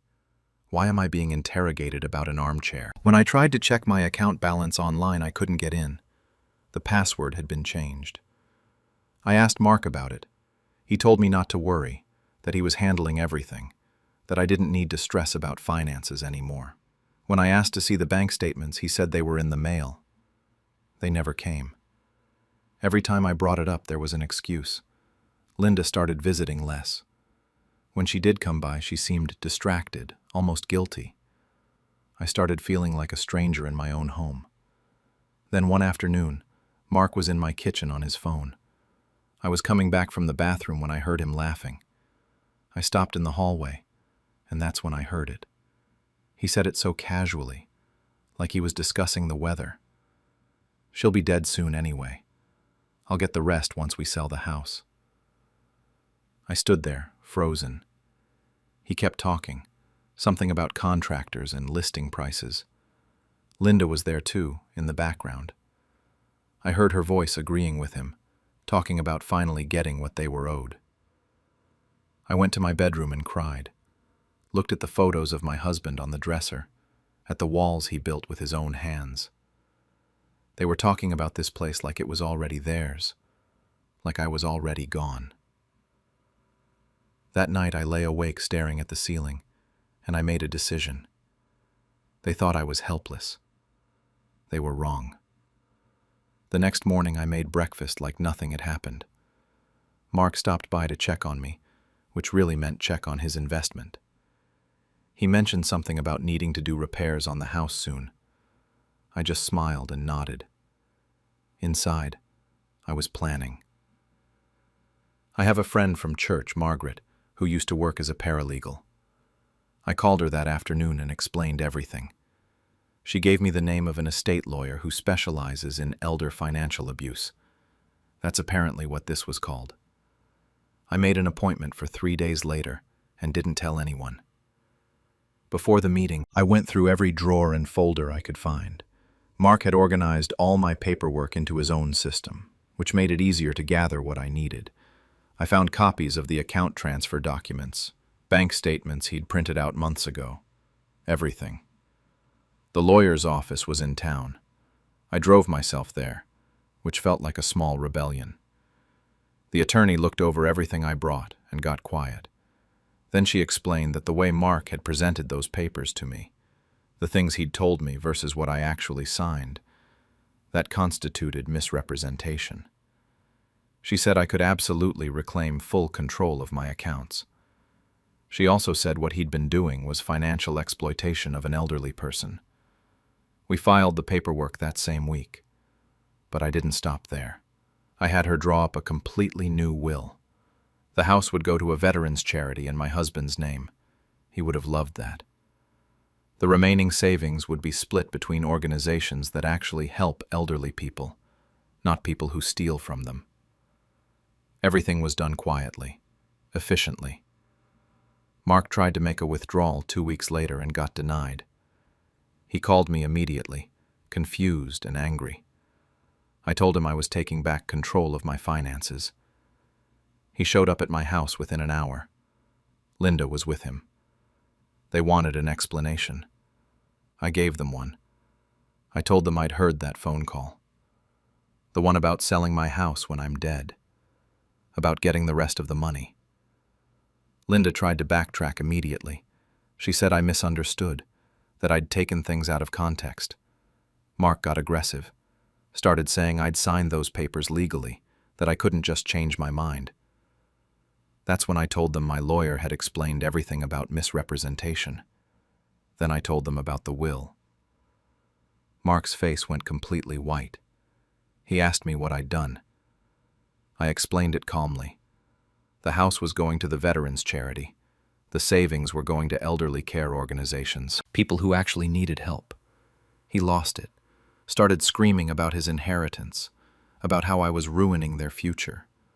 Linda was crying, asking how I could give away her father's house to strangers. I just looked at them and said they were the strangers, that they'd treated me like an ATM and counted down the days until I died. Mark called me a selfish old hag, said I was destroying their lives. Linda kept crying, trying to guilt me by bringing up my husband, as if she had any right to use his memory against me. I smiled at them, told them it was funny how they only valued me when they thought they could inherit me. They left. Mark slammed the door so hard a picture frame fell off the wall. I picked it up, sat down in my falling-apart armchair, and felt the weight lift off my shoulders for the first time in months. The next few weeks were quiet. No calls from Mark or Linda. Some of my other relatives started reaching out, confused about what had happened. I told the ones who asked the truth. Some of them understood immediately. Others stayed neutral, probably not wanting to pick sides. A few stopped talking to me entirely. Linda started telling people I was losing it, that I was being manipulated by my lawyer, that I wasn't thinking clearly. Mark posted something vague on social media about ungrateful elderly parents. I didn't have Facebook, but my niece showed me. I didn't care. The people who actually knew me, who'd seen how sharp I still was, they rallied around me. And the representatives from the veterans charity came to visit. They were kind, genuinely grateful. That meant more than anything Mark or Linda could say. About a month after everything exploded, Linda showed up with a different lawyer. She tried to claim I had dementia, that I wasn't competent to make these decisions. My lawyer shut that down fast with my medical records and a documented timeline of everything that had happened. Mark sent me a few angry texts after that, then blocked my number completely. One of my neighbors mentioned he'd driven by the house late one night, just slowly cruising past. That made me uneasy for a bit, but nothing came of it. I used some of the money I'd reclaimed to redecorate the guest room, something I'd wanted to do for years, but Linda always said was wasteful. Volunteers from the veterans charity started visiting regularly, and I'd tell them stories about my husband. They actually listened, actually cared. I reconnected with old friends I'd been too managed to see properly. In spring, I planted a garden. Linda had always said it was too much work for me. I managed just fine. Now, 6 months later, Mark and Linda are completely absent from my life. The house feels like home again, instead of a future real estate transaction. My hands still shake when I hold my coffee cup, but I'm managing everything myself. The charity representatives check on me regularly, and it's nice having people around who see me as a person instead of a bank account. I sit on the porch my husband built most evenings, watch the sunset without someone mentally calculating property values. Peace really is the best revenge I've ever tasted. I don't regret my decision, not even a little. My husband would be proud that his house will help veterans. That's his real legacy. I heard through a cousin that Mark lost his new car. Couldn't make the payments, apparently. Linda's struggling financially, too. She'd been counting on that inheritance to solve all her problems.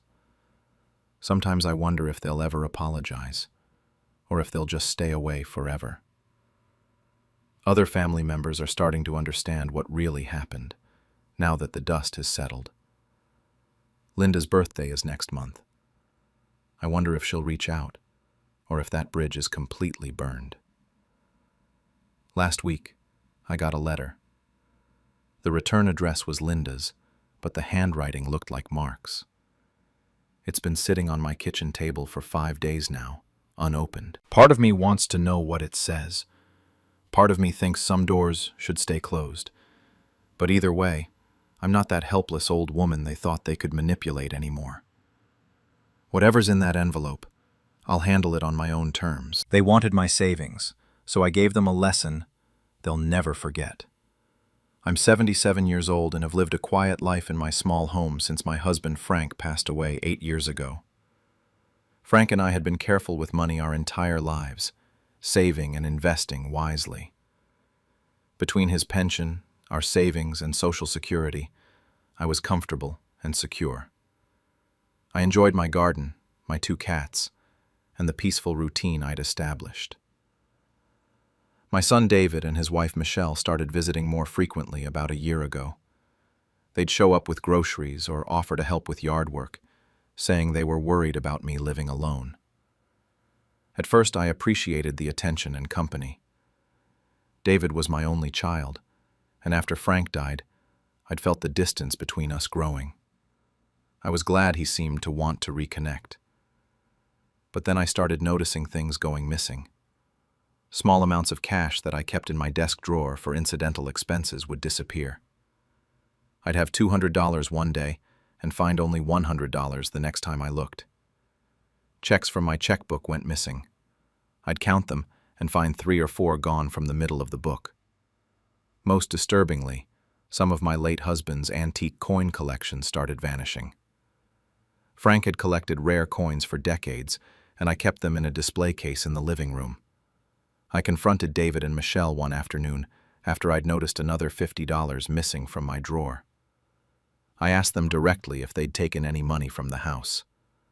Michelle's face showed surprise and concern, and she said, "Mom, are you sure you're remembering correctly? Maybe you spent it and forgot."